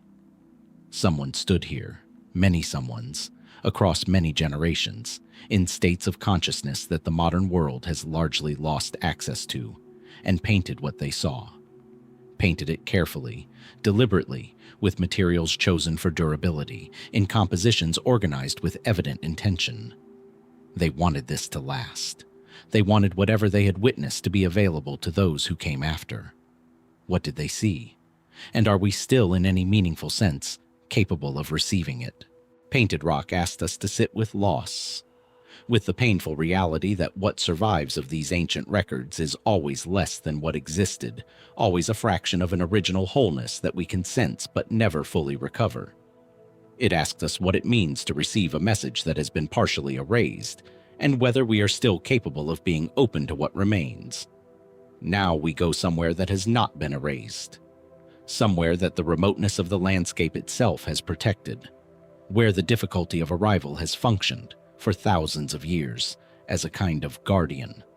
A place so far from the roots of casual human traffic that what was painted on its walls has survived with a completeness and an immediacy that when you finally stand before it, stops you in a way that is difficult to describe and impossible to forget. To reach the Great Gallery, you must want to be there. The approach is through Canyonlands, the southeastern Utah canyon country that represents one of the most geologically dramatic and humanly inhospitable landscapes on the North American continent. The Colorado River and the Green River have spent millions of years cutting through the Colorado Plateau here, creating a labyrinth of mesas and canyon walls and narrow corridors of exposed sandstone that disorient even experienced navigators. The light in this landscape is extraordinary. The rock is red and orange and the particular deep burgundy that Utah sandstone achieves in shadow, and the sky above it is a blue so saturated it reads almost as a separate substance, something poured rather than merely present. Horseshoe Canyon is a detached unit of Canyonlands National Park, separated from the main sections of the park by miles of roadless terrain. To reach the Great Gallery requires a hike of several miles down into the canyon and along its sandy floor, through cottonwoods and silence, and the growing awareness that the walls closing in around you have been holding this space for a very long time. And then you see them. On a sheltered wall of Navajo sandstone, in an alcove that faces roughly east and catches the morning light in a way that feels deliberate, a procession of figures stretches for nearly 300 feet. They are large, some of them life-sized, some larger, painted in deep red and burgundy pigments that have held against the rock surface for what researchers estimate to be between 2,000 and 7,000 years. They are elongated, stylized, profoundly, unmistakably strange. These are the Holy Ghost panel and the associated figures of the Great Gallery, the masterwork of what archaeologists call the Barrier Canyon style, a rock art tradition found across southeastern Utah and neighboring regions that represents one of the most distinctive and most debated artistic traditions in all of North American prehistory. The figures are humanoid but not human, at least not human in any ordinary sense. They have no arms, or arms that taper to nothing without hands. They have large, dark, forward-facing eyes, sometimes described as goggle-like, set in elongated heads that in some figures seem to merge with or emerge from the rock itself. Some carry objects, what appear to be plants, snakes, or ceremonial items. Some are accompanied by smaller figures that hover near them in arrangement suggesting relationship or hierarchy. Some have antennae. Some appear to float. The largest figure in the Great Gallery, sometimes called the Holy Ghost itself, stands approximately 7 feet tall.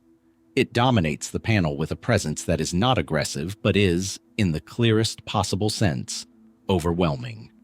People who have stood before it across many different cultural backgrounds and interpretive frameworks have consistently reported the same thing, that it feels like being looked at, that whatever was intended in the making of this figure, one of its effects is the distinct and unsettling sensation of encounter. Mainstream archaeology situates the Barrier Canyon style within a broad tradition of archaic period rock art in the Colorado Plateau region. The figures are interpreted as supernatural beings, deities, spirits, or other than human forces recognized within the belief systems of the people who painted them. The elongated, armless form may represent beings in a state of spiritual power, or figures seen in visionary states, or entities that exist in a cosmological register distinct from ordinary human form. The scale of the figures, their insistence on presence, their refusal of smallness, is understood as reflecting the importance of what they represent rather than any attempt at realistic depiction. Who precisely made them remains unknown. The Barrier Canyon style predates the cultures whose descendants are identifiable in the historical record of the region. The Fremont people, the ancestral Puebloans, the Ute, all have connections to this landscape, but none have been definitively identified as the makers of the Barrier Canyon tradition. It exists in the archaeological record as a cultural expression without a clearly named author. That anonymity is part of what makes the Great Gallery so disquieting. Outside mainstream interpretation, the figures have attracted the full range of alternative theorizing that attends any sufficiently strange and ancient image. The goggle eyes and elongated forms have been cited by some researchers as evidence of contact with non-human intelligences. A fringe interpretation that mainstream archaeology firmly rejects, but that continues to circulate, driven by the genuine visual strangeness of the figures and the human tendency to reach for the most dramatic available explanation when the conventional ones feel insufficient. More grounded alternative interpretations focus on the neuropsychological framework. The idea that the figures represent beings encountered in shamanic vision states, their specific formal qualities reflecting the architecture of altered human consciousness rather than any external entity. Within this framework, the goggle eyes may reflect the visual phenomena associated with deep trance states, and the floating, armless forms may capture the somatic experience of consciousness, temporarily freed from ordinary bodily sensation. Neither interpretation can be proven. Both address something real about the visual experience of standing before these figures, their capacity to produce in the viewer a feeling of contact with something outside ordinary categories of understanding. The morning light moves across the panel as the sun rises above the canyon rim. The pigment catches it differently at different angles, the figures seeming to advance and recede as the illumination shifts, as if something in them is still in motion after all these centuries. 300 feet of figures, thousands of years of survival in one of the most remote places in North America. A tradition without a named author, a meaning without a confirmed interpretation, a presence that continues to produce in everyone who reaches it the same quality of arrested attention. What were they painting toward? What did they understand about the nature of existence that required figures of this size, this strangeness, this insistence on being seen? And why, after everything, after all the weathering and the silence and the millennia of nobody looking, do they still feel so completely, so uncomfortably, like they are looking back? The Great Gallery held us in that particular stillness that only the most ancient and most deliberately made things can produce. The feeling of being addressed across an expanse of time so vast that the normal categories of past and present begin to lose their meaning. The figures on that Horseshoe Canyon wall were not background. They were not decoration. They were, in some sense that resists clean articulation, still present, still doing whatever it was they were made to do.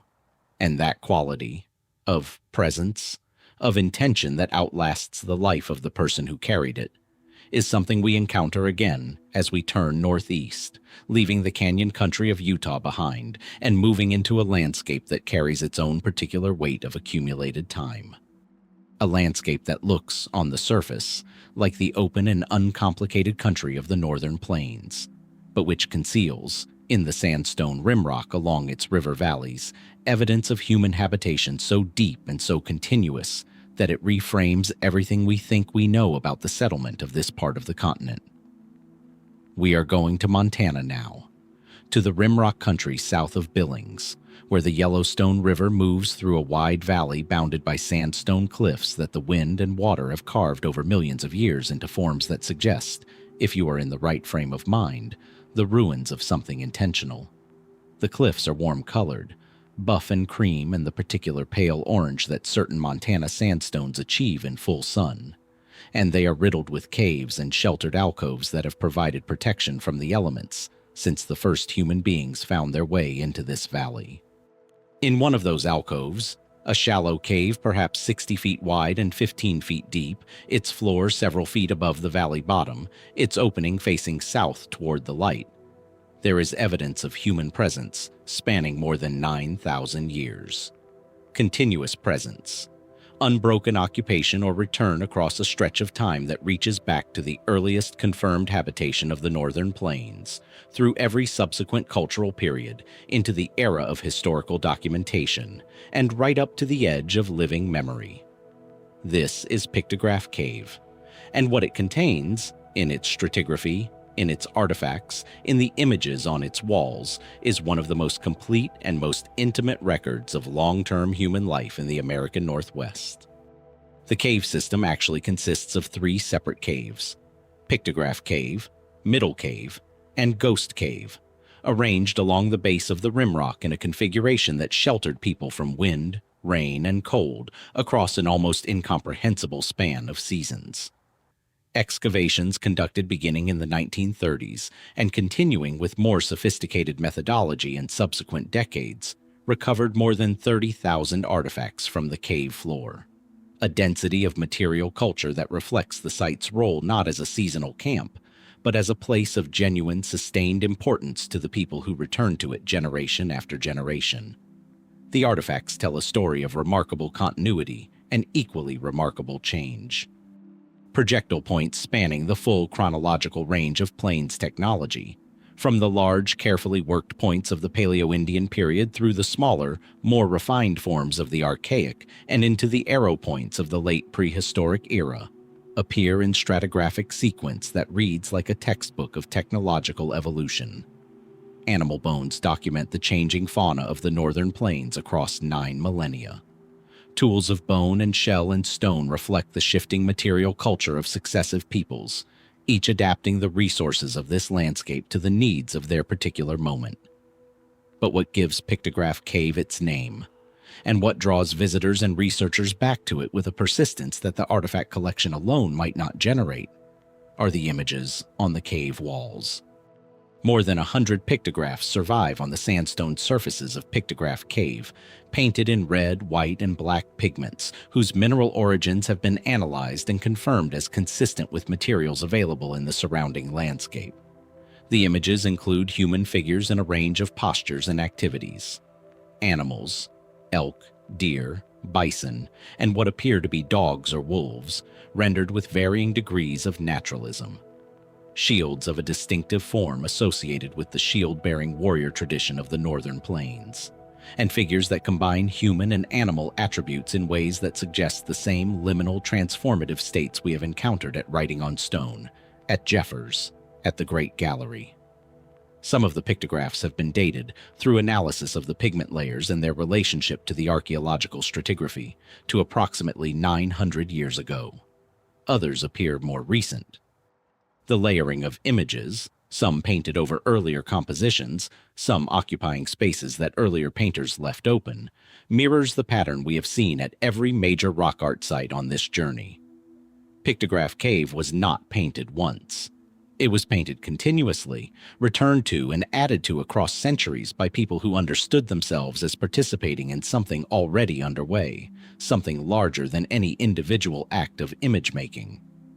Mainstream archaeology interprets the pictographs within the context of the broader Northern Plains rock art tradition, a tradition practiced by the ancestors of the Crow, Blackfoot, Lakota, and other Plains nations whose territories include or border this region. The Crow people maintain a particular cultural connection to this area, and their oral traditions include knowledge of this landscape that predates any written record by generations. Collaborative work between archaeologists and Crow cultural knowledge holders has enriched the interpretation of some of the site's imagery in ways that purely external analysis could not achieve. What the mainstream framework addresses with confidence is the what and the when of Pictograph Cave. What it addresses with less certainty is the why, the specific ritual or ceremonial logic that brought people back to this particular cave across 9,000 years, with enough consistency to leave the archaeological record that survives there today. Some researchers have pointed to the acoustic properties of the cave as a potentially significant factor in its selection. The sandstone alcove creates a resonance chamber that amplifies and transforms sound in ways that enclosed rock spaces frequently do, the same phenomenon that has been noted at sites from the canyon country of Utah to the megalithic monuments of Western Europe. Whether the Pictograph cave alcove was chosen partly for its sonic qualities, and whether ceremony conducted there incorporated sound in ways that the acoustic environment would have enhanced, is a question that has been raised but not resolved. Others have focused on the visual experience of the cave in firelight, on the way that painted figures on curved sandstone surfaces, illuminated by flickering flame rather than the flat diffusion of modern electric light, would have appeared to move, to breathe, to exist in a relationship with the viewer fundamentally different from the static images we see in daylight today. Experimental work at comparable sites has suggested that the visual effect of fire-lit painted caves is dramatic enough to constitute a genuinely different perceptual experience, one that the people who designed and used these spaces may have understood and intentionally cultivated. Outside the mainstream, the 9,000-year span of occupation at Pictograph Cave has attracted attention from researchers interested in the deep prehistory of the northern plains, and the question of which cultures were present in this region before the peoples identified in the historical record. The stratigraphic depth of the artifact sequence at Pictograph Cave reaches back to a period when the identity of the people living on the northern plains is genuinely uncertain, when the cultural landscape was different enough from what came later that the connections between Paleo-Indian occupants and the historically documented nations of the region cannot be drawn in straight lines. Who were the first people to shelter in this cave? Who first looked at its sandstone walls and felt the impulse to paint something there, to add their mark to a surface that would eventually hold 9,000 years of human return? We don't know their names. We don't know their language. We don't know what they called this place or what it meant to them to find shelter here in a landscape that was, in their time, still settling into the form we recognize today. But they were here. The artifacts confirm it. The pigment on the walls confirms it. And somewhere in the deepest layer of that cave floor, beneath everything that came after, the first human presence in this particular shelter waits. Patient, anonymous, and more foundational than anything we have yet managed to fully understand. What would it mean to know that first-person story? And how different might our understanding of this entire landscape look if we could hear it told in their own words? Pictograph Cave held us in the deep time of the northern plains. 9,000 years of return, of human presence accumulating in layers beneath a painted sandstone ceiling, each generation adding its mark to something already ancient when they arrived. It reminded us that continuity is itself a kind of knowledge, that the act of coming back, of choosing the same place across centuries, encodes something about the meaning of that place that no single artifact can fully express. Now we go west again, back across the Rockies, back into the arid interior of the American West, into a landscape so extreme in its conditions and so remote in its geography that it has kept its secrets more completely than almost anywhere else we have visited. A place where the desert is not merely dry, but geologically violent, where volcanic activity has shaped the surface into forms that look, in certain light, less like Earth and more like the aftermath of something catastrophic, where the silence is the kind that has weight and texture, where the human presence, when you find evidence of it, feels both incongruous and inevitable, because people have always found their way to the places that matter, no matter how difficult the terrain insists on being. We are going to the Coso Range, a cluster of volcanic mountains in the high desert of Inyo County in eastern California, bounded to the west by the Sierra Nevada and to the east by the Mojave Desert, sitting in a basin of ancient lakebed sediment that records a wetter, more generous climate than anything this landscape has known for thousands of years. The Coso Range is geologically active. Hot springs still bubble at its edges, and the volcanic rock that covers its surface is dark and glassy, the kind of stone that holds heat through the night and radiates it back in waves that shimmer above the desert floor in the middle of the day. Most of the Coso Range lies within the China Lake Naval Air Weapons Station, a vast restricted military installation that has, whatever its other effects on the landscape, functioned as an inadvertent preservation mechanism for what the volcanic canyon walls of the Coso Range contain. Because access is controlled and has been for decades, the rock art of the Coso district has been protected from the casual vandalism that has damaged sites like Painted Rock and countless others across the western United States. The isolation that makes it difficult to visit is the same isolation that has allowed it to survive. And what has survived is staggering. The Coso Rock Art District contains an estimated 100,000 individual petroglyphs, carved into the dark desert varnish that coats the volcanic rock surfaces of the canyon walls throughout the range. 100,000 images distributed across dozens of canyon sites, representing what is by most measures the largest concentration of rock art in North America and one of the largest in the world. The carvings span a chronological range that researchers estimate at between 16,000 and 1,000 years, a span so vast that the oldest images, if the dating holds, were made during the last ice age, by people living in a landscape that included now extinct megafauna and a climate nothing like what exists there today. The dominant image in the Coso corpus, appearing with a frequency and consistency that immediately arrests the attention of anyone who studies the site, is the bighorn sheep. Thousands of them, depicted in profile, in groups, in isolation, in compositions that range from simple outlines to elaborately detailed renderings with interior patterning and associated human or supernatural figures. The bighorn sheep appears at Coso in numbers and with a visual emphasis that far exceeds any other subject, raising a question that has generated one of the most sustained and productive debates in American rock art research. Why bighorn sheep? And why here, in these specific canyons, in these specific quantities? The mainstream archaeological explanation, developed most fully by researchers David Whitley and others working within the ethnographic context of the Numic-speaking peoples whose ancestors occupied this region, centers on the practice of shamanic rain-keeping. The Kawaisu, Shoshone, and Paiute peoples of the Coso region maintained a ceremonial tradition in which shamans, spiritual practitioners who accessed power through vision states, worked to bring rain to an arid landscape by hunting bighorn sheep in the spirit world. The bighorn in this tradition was associated with water and rain-bringing power. The act of depicting bighorn sheep in rock art was itself a form of ceremonial hunting, a way of capturing and directing the rain-bringing power of the animal in the spirit realm, with consequences in the physical world. This interpretation is not speculation imposed from outside.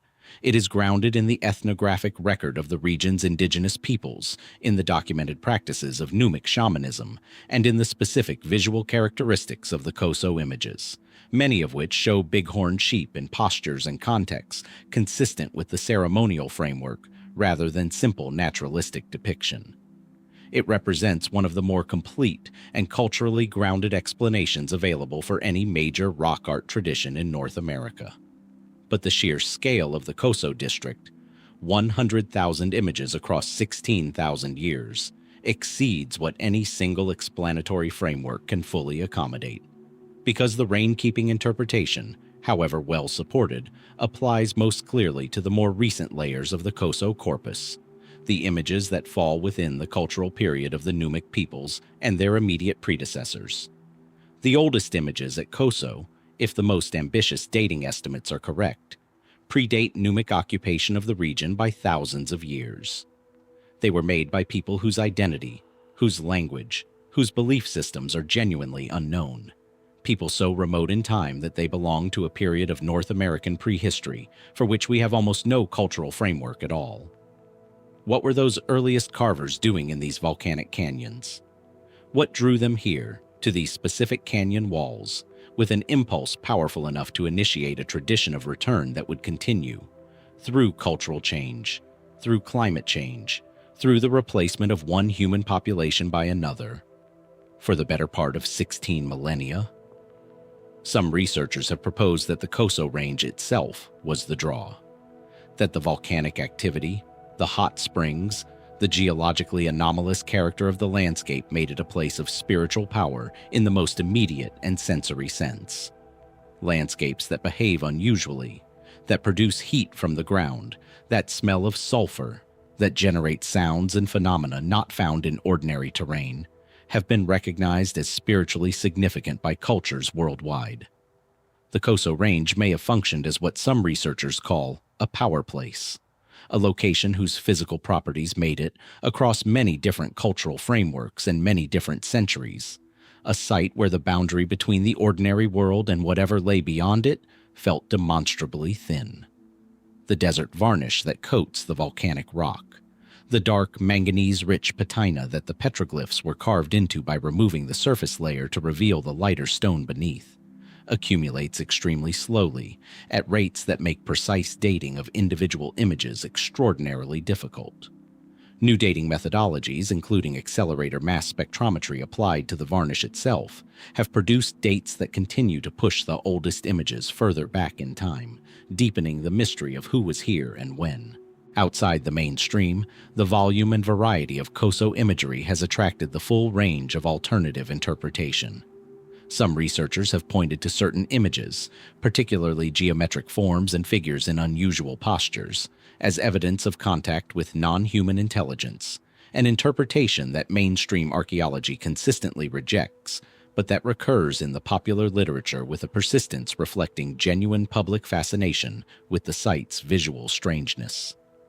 More measured alternative approaches have focused on the possibility that the Coso corpus encodes astronomical information, that the distribution and orientation of certain panels reflects knowledge of celestial cycles encoded in the landscape itself, accessible to those who knew how to read the relationship between the carved surfaces and the sky above them. 100,000 images, carved across a span of time longer than all of recorded human history. By people whose names we do not know, in a language we have not deciphered, for purposes that our best scholarship has partially illuminated and only partially understood. The volcanic canyons hold their heat long after the sun goes down. The carved sheep move across the dark stone in the beam of a flashlight the way they must have moved by firelight, flickering, almost animate, almost present. What did it mean to the first person who carved here, 16,000 years ago, to make that first mark on this particular rock in this particular canyon? And is it possible that whatever they understood about this place, whatever drew them here and kept drawing people back across all those centuries, is still present in the stone, waiting not for a better dating method, but for a different quality of attention entirely? The Coso Range asked us to consider what it means when a place draws people back across 16,000 years. When the accumulation of human return becomes so dense, so layered, so vast in its chronological reach that the very scale of it begins to feel like its own kind of message. 100,000 images carved into volcanic stone by hands spanning more time than recorded history can compass. The question it left us with was not about method or dating or cultural affiliation. It was about attention, about whether we are capable of the quality of presence that a place like that demands. Now we move slightly north and west, staying in California but leaving the high desert behind, descending from the volcanic ranges toward a landscape that operates in an entirely different register. Softer, greener, more intimate in its scale. The eastern foothills of the California Coast Ranges are not the dramatic canyon country of Utah, or the geologically violent terrain of the Coso Range. They are rolling hills covered in oak woodland and chaparral, cut through by seasonal streams that run clear in winter and slow to a whisper by midsummer. It is a landscape that rewards a different quality of attention than the desert. Quieter, more enclosed, more likely to reveal its secrets to someone willing to move slowly and look carefully rather than scan wide horizons for dramatic formations. In the Diablo Range of Central California, within what is now Pinnacles National Park, a network of caves and rock shelters formed by ancient volcanic activity and subsequent erosion winds through the Chaparral Hills in a configuration that has no real parallel elsewhere in the California landscape. The caves themselves are talus caves, formed not by water-dissolving limestone as most caves are, but by massive boulders tumbling and wedging against one another to create enclosed spaces of surprising size and complexity. The rock is volcanic breccia, rough, dark, porous, geologically restless in a way that the landscape's history of seismic and volcanic activity has written into every surface. And in one of those cave systems, in a sheltered alcove, where the light enters at a particular angle and the rock surface smooths enough to have invited human attention, there are paintings. This is Bear Gulch, a site within Pinnacles whose pictographs represent one of the least studied and most visually distinctive rock art traditions in California. The paintings are not on a grand scale. This is not the Great Gallery, with its 300 feet of monumental figures. This is something more intimate, more private almost, in the quality of the space that contains it. The alcove is enclosed. The ceiling is low enough in places that you are aware of the rock above you in a way that changes how you hold your body, how you breathe, how you orient your attention. It is the kind of space that does something to human consciousness simply by virtue of its physical properties, that creates, without any cultural instruction, a sense of enclosure and interiority that feels meaningful. The paintings themselves are rendered primarily in red ochre, the iron oxide pigment that appears across rock art traditions on every inhabited continent, suggesting something so fundamental about its visual properties and its availability that its use may be less a cultural choice than a near-universal human response to the need to make a mark that lasts. The images include geometric forms, grids, zigzags, dot patterns, concentric shapes, and more representational elements that researchers have associated with the Chelan and Mutsun peoples, whose ancestral territory encompasses this region of the California Coast Ranges. The Ohlone, a collective name for a group of related but linguistically distinct peoples who inhabited the San Francisco Bay Area and the Central California coast, are among the most poorly documented of California's indigenous nations, in part because of the catastrophic disruption of the mission system, which concentrated and decimated coastal California populations beginning in the late 18th century, destroyed much of the cultural continuity that might otherwise have preserved detailed knowledge of sites like Bear Gulch.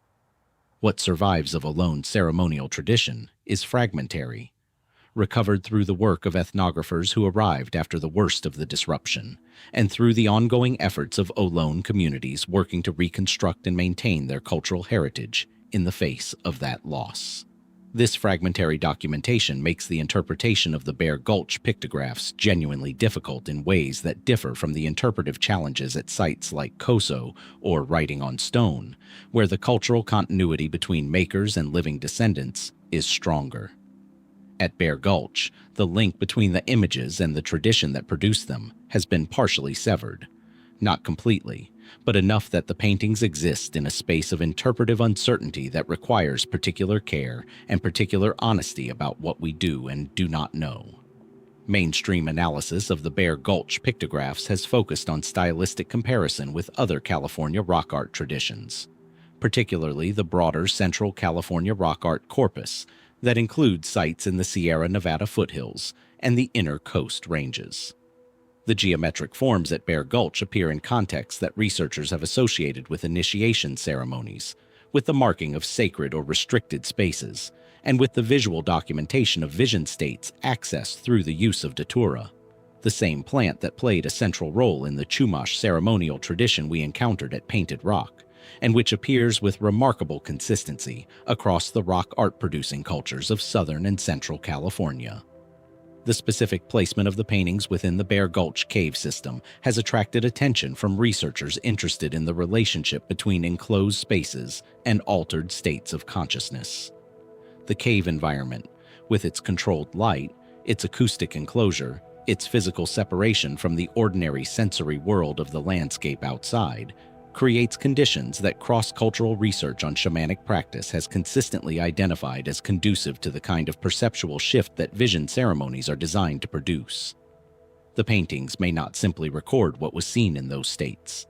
They may have been made in those states, in the space where the experience was occurring, as a form of simultaneous documentation and ritual action. This interpretation, while not provable from the archaeological record alone, fits what we know of the broader California ceremonial tradition and aligns with the documented practices of neighboring peoples whose cultural continuity is stronger than that of the Ohlone. Outside the mainstream, the Bear Gulch pictographs have attracted relatively less alternative theorizing than more dramatically scaled or more accessibly located sites. A function, perhaps, of the intimacy of the space and the modest scale of the paintings, which do not immediately suggest the kind of cosmic ambition that draws fringe interpretation to places like the Great Gallery or Mystery Hill. What alternative researchers have noted is the precision of certain geometric forms, the regularity of grid patterns, and the consistency of certain repeated motifs, which some have suggested implies a more formalized symbolic system than the vision state interpretation alone can account for. Whether the geometric vocabulary of Bear Gulch encodes information in a systematic way, or whether its forms are the natural visual output of certain universal patterns of altered human perception, is a question that the paintings themselves do not resolve. What the space does resolve, not intellectually, but experientially, for anyone who spends time in it, is the question of why here. The Bear Gulch alcove is the kind of place that selects for itself. You do not stumble into it without noticing that something about it is different. The enclosure, the quality of the light, the way sound behaves against the volcanic rock walls. These are not incidental features of a convenient shelter. They are the reason the shelter was chosen. The place made itself available for a particular kind of use, and the people who found it recognized what it was offering. The paintings are faded now.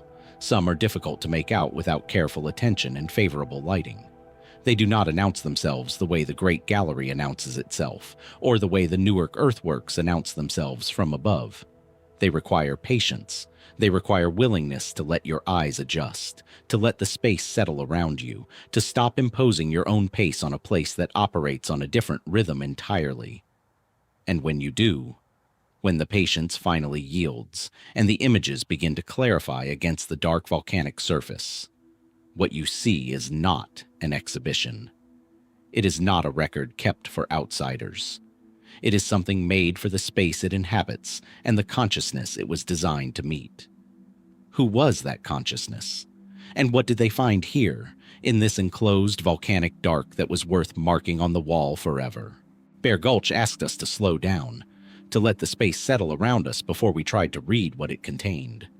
It reminded us that some of these ancient places do not yield their meaning to the impatient visitor, that what was made in altered states of consciousness and intimate ceremonial enclosure may require something closer to that quality of attention before it begins to communicate across the distance of centuries. We carry that slower pace with us now as we move northeast, out of California's coastal ranges and across the basin and range country of the interior west, climbing back toward the high plains, back toward the open sky country where the land asserts itself horizontally rather than vertically. We are heading into Wyoming, into a landscape that most people pass through rather than stop in, the kind of terrain that reads, from a highway, as simply space between destinations, but which reveals, to anyone willing to leave the road and walk the dry creek beds and sandstone ridgelines, a depth of human history as rich as anywhere on the continent. In Hot Springs County in north-central Wyoming, where the Bighorn Basin opens between the Absaroka Range to the west and the Bighorn Mountains to the east, a seasonal creek called Cottonwood Creek cuts through a sandstone formation that has been collecting the marks of human attention for a very long time. The creek runs intermittently, generous in spring snowmelt, reduced to pools and then to nothing by the height of summer. But its presence, even seasonal, has made this a reliable stopping point in an otherwise demanding landscape. Water draws people. People, when they stop, look at the walls around them, and walls like these, smooth sandstone faces, dark with desert varnish, inclined at angles that invite close approach, invite a response. The response here has been accumulating for at least 10,000 years. This is Legend Rock, a petroglyph site comprising more than 50 individual panels spread across a sandstone cliff face roughly 200 feet long, containing nearly 300 distinct carved images that together represent one of the most significant and most chronologically diverse rock art assemblages on the northern plains. The site was designated a National Historic Landmark in 1973, and it is managed by the Wyoming State Park System, open to visitors, documented, studied, and recognized as important in the formal institutional sense. And yet it remains, in the ways that matter most, genuinely and deeply mysterious.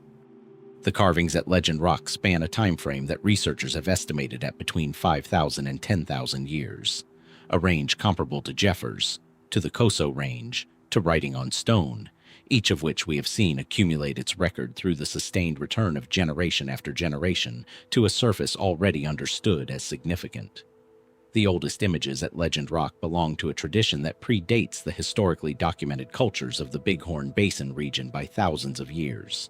Carvings made by people whose specific cultural identity is unknown, whose connection to the peoples of the historical record cannot be traced in straight lines, whose presence here is documented by the marks they left, and by almost nothing else. The imagery is varied in a way that reflects the site's long chronological reach. Animal figures appear throughout: elk, deer, bison, and mountain sheep rendered in styles that shift across the centuries, from the heavily pecked, deeply incised forms of the oldest layers to the more refined outlines of later periods. Human figures appear in hunting scenes, in ceremonial postures, in compositions that suggest narrative, that imply a before and after, a sequence of events that the carver wanted to preserve in a form that would outlast the telling. And then, there are the anthropomorphs.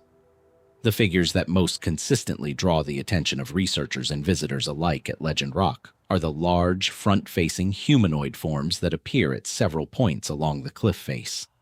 Figures rendered with a formal, almost hieratic quality that sets them apart from the more naturalistic animal depictions surrounding them. Some have elaborate headdresses or radiating lines extending from the head. Some have interior body patterning, lines and shapes within the torso outline that suggest either clothing, body paint, or something less literally representational. Some are depicted with what appear to be horns, or antlers, or other attributes that mark them as belonging to a category distinct from ordinary human experience.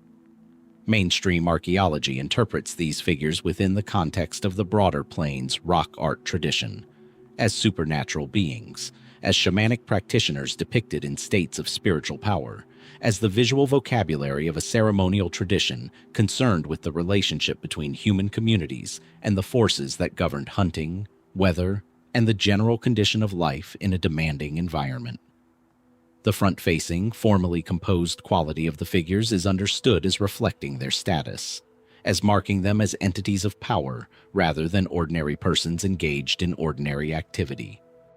The Shoshone and Arapaho peoples, whose territories include the Bighorn Basin region, maintain cultural connections to this landscape that inform the interpretation of sites like Legend Rock within living indigenous knowledge frameworks.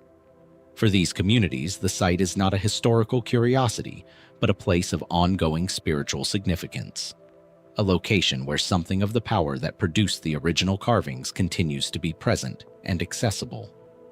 Radiocarbon dating of the oldest Legend Rock images, conducted through analysis of the desert varnish overlying the carvings, has produced dates that some researchers consider potentially conservative, suggesting that the oldest marks here may be even older than the 5,000 to 10,000 year range most commonly cited. New dating technologies continue to refine and, in some cases, extend the chronological reach of sites like this one, consistently pushing the timeline of human presence and human ceremonial activity on the northern plains further back than earlier frameworks anticipated. Outside mainstream scholarship, the large anthropomorphic figures at Legend Rock have attracted interpretations that reach beyond the shamanic practitioner framework.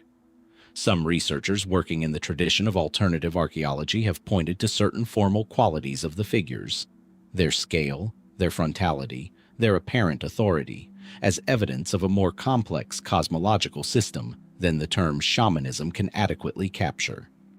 The suggestion has been made by a small number of investigators that the figures represent a formalized pantheon, a structured system of named ranked spiritual beings whose depiction at sites like Legend Rock served a function analogous to the religious iconography of other ancient traditions worldwide.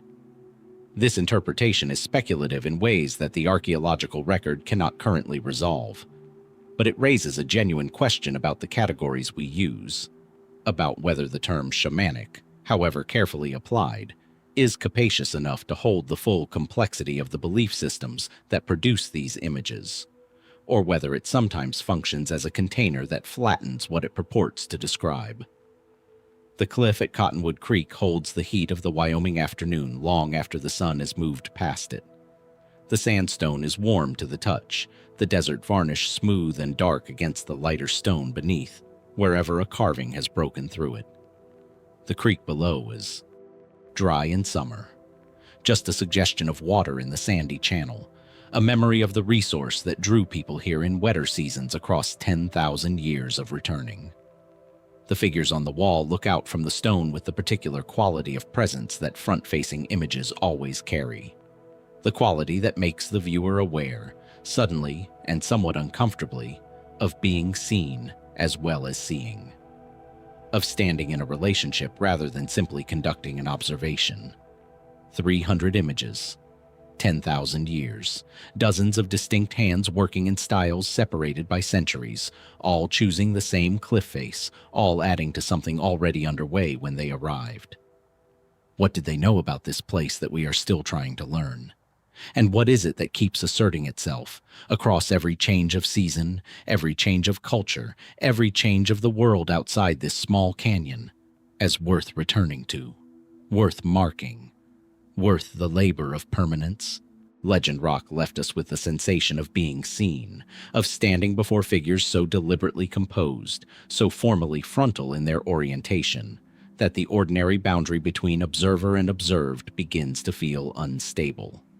It is a sensation that recurs at these places, in different forms and with different intensities, and it is worth sitting with, rather than explaining away. Because it may be telling us something about what these sites were designed to do, not simply to record, not simply to commemorate, but to activate. To create a relationship between the image and the person standing before it that persists across the centuries, separating maker from viewer. That quality of activation, of a site that does something to the person who enters it, that changes the terms of perception rather than simply providing information, is what we encounter now, in a form so elegant and so precisely engineered that it stops being metaphorical and becomes literal. Becomes, in the most concrete sense, a mechanism, a device for measuring the sky, built not from metal or glass or any material more sophisticated than stone and pigment and the patient application of astronomical knowledge accumulated across generations of watching. We are going to Utah, to the western edge of the state, where the landscape transitions between the basin and range terrain of the Great Basin and the higher Colorado Plateau country to the east. Iron County, Utah. A high desert valley ringed by mountains that trap the cold in winter and release it reluctantly into a summer that arrives late and departs early. The valley floor sits at roughly 5,000 feet, and the mountains above it reach considerably higher, their ridgelines cutting clean geometric profiles against a sky that, at this elevation and in this dry air, achieves a clarity that makes astronomical observation almost involuntary. You look up here because the sky demands it. And cutting through one of those mountain ridgelines, with a precision that the geology alone cannot entirely account for, there is a gap. Parowan Gap is a water gap, a notch cut through the red hills by an ancient river that no longer exists, drained away when the climate of the Great Basin shifted thousands of years ago, and the lake systems that once covered this valley evaporated into the dry air. What the vanished river left behind is a passage through the ridge approximately 1 mile long and several hundred feet wide, oriented on an axis that runs roughly northwest to southeast, an orientation that, as researchers have established with increasing precision over the past several decades, aligns with a remarkable number of significant astronomical events across the annual solar and lunar calendar. The walls of the gap are covered in petroglyphs. More than 90 panels, containing hundreds of individual carved images, distributed along the sandstone surfaces of the passage in a configuration that researchers have spent years attempting to fully document and interpret. The images include the full visual vocabulary familiar from other sites on this journey: human figures, animal forms, geometric patterns, abstract symbols. But at Parowan Gap, they exist within a context that gives them an additional dimension of meaning. Because here, more clearly than at almost any other site in North America, the carvings and the landscape work together as a single integrated system. The Fremont people, a culture that flourished across Utah and neighboring regions from approximately 400 to 1300 AD, are the most frequently cited makers of the Parowan Gap petroglyphs, and the stylistic characteristics of many of the carvings are consistent with documented Fremont rock art traditions. The Fremont were agriculturalists and hunter-gatherers who maintained a sophisticated relationship with the landscape of the Colorado Plateau and Great Basin, and whose rock art tradition is characterized by the distinctive trapezoidal human figures, elaborate headdresses, and precisely geometric forms that appear throughout the region. But the full chronological range of the Parowan Gap carvings extends beyond the Fremont period, with some images suggesting earlier archaic period occupation of the site, and others potentially more recent. The gap itself, as a natural landmark and as a passage through a mountain ridge, would have been a significant feature of the landscape for every culture that moved through this valley across thousands of years. It channels both travel and attention. You pass through it, and in passing through it, you are oriented, literally, by its geometry. The astronomical dimension of Parowan Gap has been the focus of sustained research by investigators including Vern Swanson, whose work helped establish the site's function as what he and others have described as a solar and lunar calendar.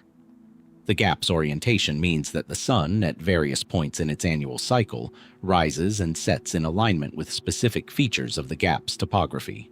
Features that, combined with specific petroglyphs on the walls, create a system for marking the solstices, equinoxes, and other significant points in the astronomical calendar with a precision that researchers have documented through direct observation and measurement. On the winter solstice, sunlight entering the gap illuminates specific carved panels in ways that appear deliberately engineered, light falling on particular symbols at the exact moment of astronomical significance, creating a visual event that functions as both calendar marker and ceremonial moment. Similar effects have been documented at other points in the annual cycle. The gap is not merely a place where petroglyphs happen to exist near an astronomical alignment. It is a place where the petroglyphs and the astronomical alignment have been brought into deliberate relationship, where the carved marks on the walls serve as indices for the light that falls on them at specific moments in the year. This interpretation has achieved a reasonable degree of mainstream acceptance, situated within the broader understanding of Fremont and ancestral Pueblo and astronomical knowledge that has developed significantly as researchers have applied careful measurement to sites across the Colorado Plateau region. The evidence at Parowan Gap for intentional astronomical encoding is considered by many investigators to be among the strongest available for any North American rock art site. What mainstream scholarship is more cautious about is the full extent of the system. The question of how many astronomical events are encoded in the gap's configuration, and whether the relationship between the carvings and the sky is even more complex and more precisely calibrated than current analysis has established. Some researchers have proposed that Parowan Gap functions as a comprehensive astronomical instrument, one capable of tracking not just the solar year, but the 18-year lunar standstill cycle that we encountered at Newark, and potentially other celestial cycles whose encoding in the landscape has not yet been fully worked out. Outside the mainstream, Parowan Gap has attracted the attention of investigators who see in its astronomical sophistication evidence of a more advanced scientific tradition than the standard narrative of pre-Columbian North American cultures typically accommodates. Some have drawn connections between Parowan Gap and other astronomically significant sites across the continent, arguing for a network of related knowledge, a shared astronomical tradition that expressed itself in locally specific forms across a vast geographic range.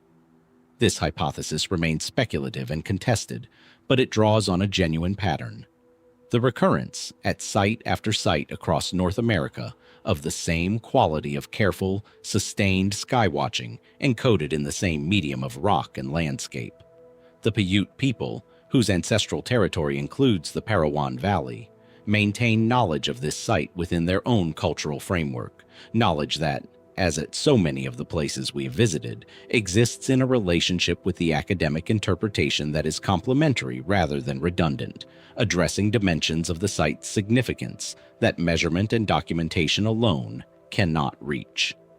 The gap still works. The light still enters at the solstice and falls on the carved surfaces in the sequence that someone, long ago, designed it to fall. The geometry of the landscape and the geometry of the sky still meet here, twice a year, in the precise relationship that the people who built this instrument established and preserved. We can measure that relationship now with tools far more precise than anything available to the people who created it. And yet they got it right. Which raises a question that the gap's clean geometry makes almost uncomfortably sharp. What else did they know? About the sky, about the land, about the relationship between the two, that we are still in the process of learning how to ask about, let alone answer. Parowan Gap demonstrated something that this entire journey has been moving toward. The recognition that the people who made these marks were not simply expressing themselves in the way that word is sometimes used, casually, to suggest an impulse without a system behind it. They were doing something precise, something calibrated, something that required the kind of knowledge that only accumulates across generations of careful, sustained, disciplined attention to the world, to the sky, to the land, to the relationship between them, and to the human community situated within that relationship. That precision does not diminish as we move. It deepens, and it takes on new dimensions as we arrive at a site where the sheer scale of the accumulated record forces a confrontation with something that individual sites, however significant, cannot fully convey on their own. Because there are places where the density of the human mark becomes so overwhelming, so insistent in its volume and variety, that it stops being a collection of individual images and becomes something more like a city, a metropolis of human expression laid out across volcanic stone on the western edge of a desert valley, speaking in more voices simultaneously than any single framework can hold. We are in New Mexico now, on the western outskirts of Albuquerque, where the city's residential sprawl runs up against a 17-mile escarpment of black basalt that rises from the Rio Grande Valley floor like a wall, dark and angular and geologically young by the standards of the surrounding landscape, formed by volcanic eruptions between 150,000 and 200,000 years ago that poured lava across the desert surface and left it to cool into the rough vesicular rock that now forms the West Mesa's eastern edge. The basalt is dark because of its mineral composition, but it is darker still in many places because of desert varnish, the slow manganese-rich patina that accumulates on exposed rock surfaces in arid environments over thousands of years. And it is into that dark varnish, against the lighter stone beneath, that human hands have been carving images for somewhere between 2,000 and 3,000 years. This is Petroglyph National Monument, and the number of individual carvings it contains, spread across the escarpment's 17 miles of volcanic rock, is estimated at approximately 25,000. 25,000 petroglyphs on a single basalt escarpment at the edge of a desert city. It is a number that, when you stand at the base of the dark rock wall and begin to scan its surface, stops feeling like a statistic and starts feeling like a presence, like something that has accumulated enough mass to assert its own gravity.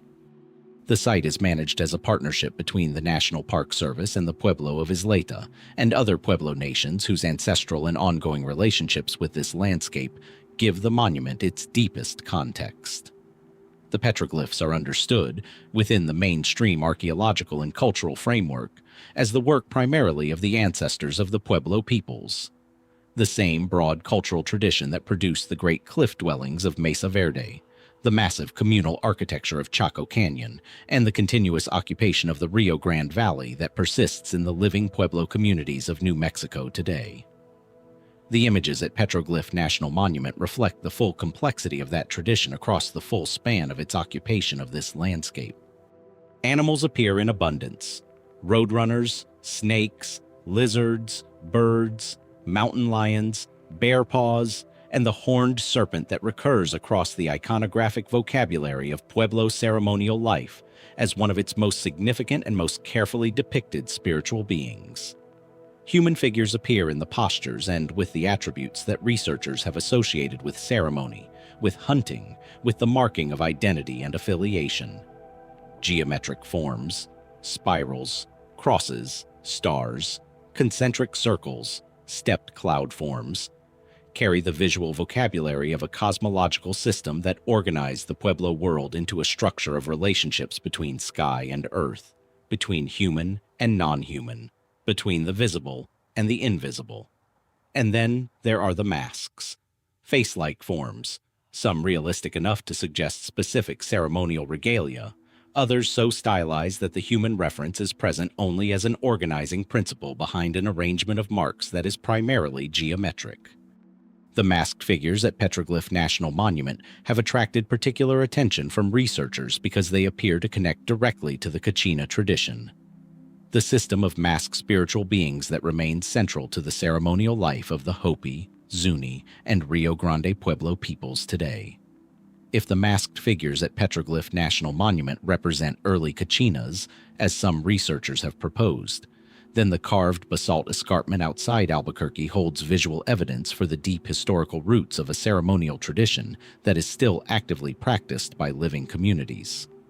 This connection between the ancient carved surface and the living tradition is, at Petroglyph National Monument more than most sites, a matter of immediate practical significance.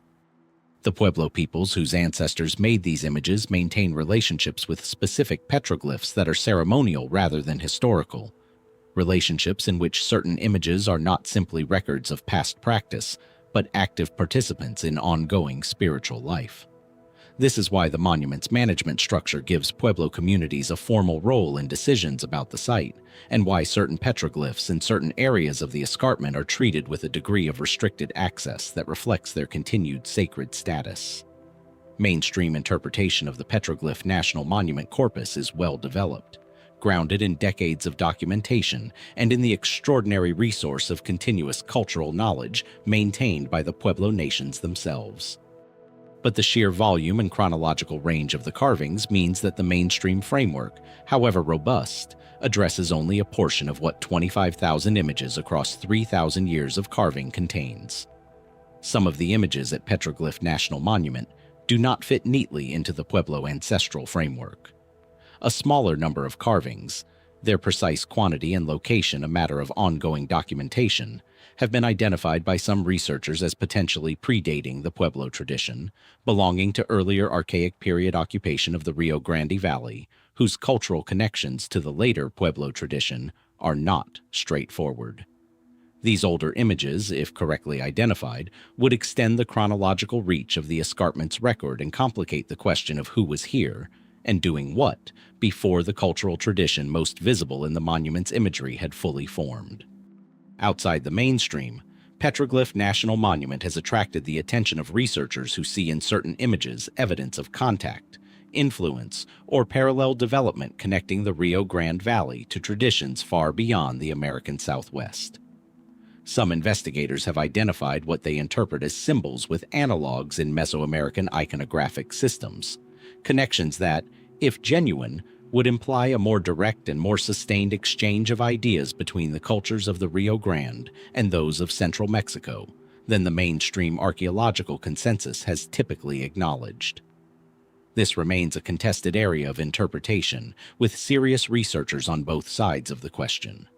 Others have focused on the astronomical dimension of specific petroglyph panels, on the way that certain images are activated by solstice or equinox light in ways that parallel what we observed at Parowan Gap and at other sites across this journey. The basalt escarpment's eastern-facing orientation means that morning light strikes the rock surface at angles that change precisely and predictably across the solar year, creating conditions in which specific panels could function as seasonal markers for a community living in the valley below. Documentation of specific light interactions at Petroglyph National Monument is less advanced than at some other sites, in part because the monument's management appropriately prioritizes protection over unrestricted research access. But the potential is there, embedded in the geometry of the escarpment and the sky, waiting for the right collaboration between researchers and Pueblo knowledge holders to bring it into focus. 25,000 voices carved into black stone at the edge of a desert city.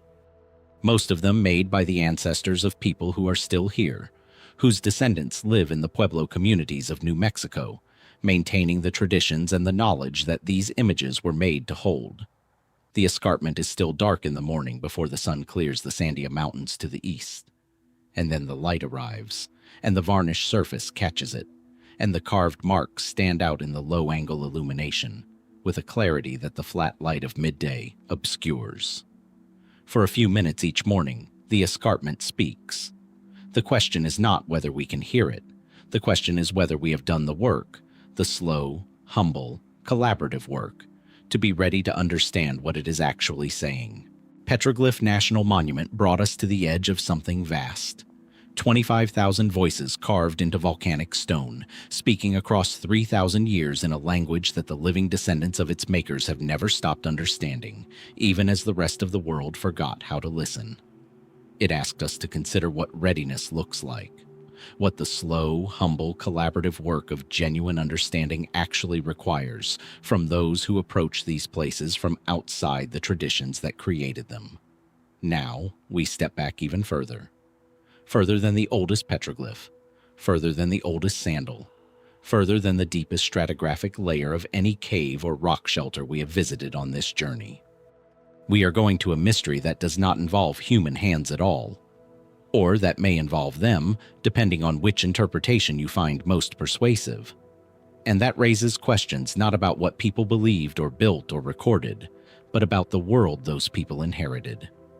The world they woke up into, in a North America that was, at a specific and catastrophic moment in deep prehistory, fundamentally and permanently changed. Fly over the Atlantic coastal plain of the southeastern United States, over the Carolinas, over Georgia, over parts of Virginia, Maryland, and Florida, and look down. What you see, distributed across the flat coastal landscape in numbers that are difficult to comprehend from the ground, are ellipses.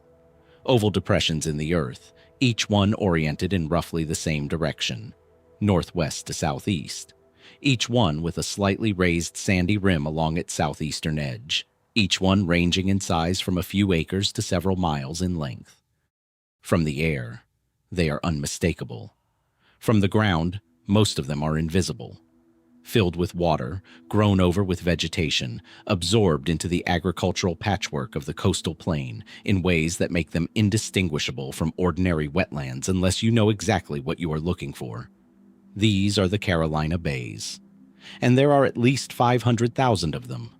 500,000 elliptical depressions, all oriented in the same direction, all with the same raised southeastern rim, distributed across a coastal plain stretching from New Jersey to Florida, in a pattern that, viewed from altitude, looks less like a geological formation and more like the aftermath of something, like a surface that received something all at once from a specific direction, with a force that left its signature in the land and then departed, leaving only the shapes behind.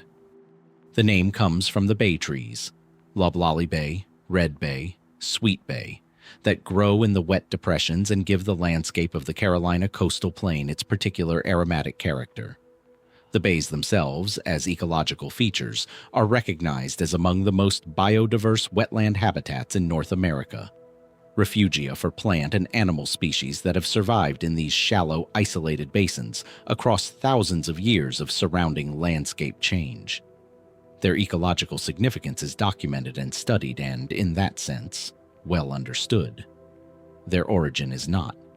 The mainstream geological explanation for the Carolina Bays has shifted considerably over the decades since they were first described from the air in the 1930s, when early aerial photography made the pattern visible for the first time at the scale necessary to grasp it. Early researchers were immediately struck by the consistency of orientation and shape, by the fact that 500,000 depressions all pointing the same direction, all with the same raised rim on the same side, seemed to demand a single formative event, rather than the kind of gradual, locally variable process that typically produces geological features. The impact hypothesis, the idea that the Carolina Bays were formed by a cosmic impact event, either a meteor strike or the airburst of a fragmenting comet, was proposed early and has been periodically revived and revised. The orientation of the bays, if extended backward along their northwest to southeast axis, converges roughly on the Great Lakes region, suggesting to proponents of the impact theory that a projectile or swarm of projectiles originating from that direction struck the coastal plain at a low angle, leaving the elliptical imprint pattern visible today. The current mainstream geological consensus is more cautious, attributing the bays primarily to wind and water processes, to the action of prevailing winds on shallow water bodies during the cold, dry conditions of the last glacial maximum, creating the oriented ellipses through a combination of wave action and sediment transport. This explanation accounts for the orientation and the raised rims without requiring a catastrophic event. But it has not fully satisfied all researchers. The sheer number of the features, their remarkable consistency across such a vast geographic range, and the precision of their shared orientation have continued to draw investigators who find the wind and water explanation insufficient, too slow, too variable, too dependent on processes that should produce more randomness than the Carolina Bays actually display. The debate sharpened significantly in the early 21st century, when a multidisciplinary research team published evidence for what they called the Younger Dryas Impact Hypothesis. The proposal that approximately 12,800 years ago, at the onset of the Younger Dryas Cold Period, a fragmenting comet struck or airburst over the North American ice sheet, triggering catastrophic fires, massive floods from melting glacial ice, and an ecological collapse that contributed to the extinction of the North American megafauna, the mammoths, mastodons, giant ground sloths, and other large animals that disappeared from the continent at roughly this time. The Carolina Bays in this framework are the surface expression of that event, the imprint of the ejecta field from a cosmic impact that reshaped the North American continent in a matter of hours and set in motion environmental changes that played out over centuries. The Younger Dryas Impact Hypothesis remains contested. It has attracted serious scientific support and serious scientific criticism in roughly equal measure, with the debate centering on the interpretation of specific geochemical markers, nanodiamonds, spherules, iridium anomalies, that proponents identify at the Younger Dryas boundary layer in sediment cores across the continent, and that critics argue can be explained by other processes. What makes this debate directly relevant to the story of Native American history and mystery is the timing. 12,800 years ago is precisely the period of the earliest confirmed human occupation of North America. The people who left sandals in Fort Rock Cave, who made the oldest marks at Coso and at Jeffers and at Pictograph Cave. Their ancestors were here when, if the impact hypothesis is correct, something fell from the sky with sufficient force to leave 500,000 elliptical scars across the southeastern coastal plain and trigger an ecological catastrophe of continental scale. The oral traditions of numerous Native American nations include accounts of a great catastrophe, of fire from the sky, of floods, of a period of darkness and cold, of the world being remade after a destruction that only some survived. These traditions have generally been treated by Western scholarship as myth, as metaphorical narratives about the human condition rather than as historical records of specific events.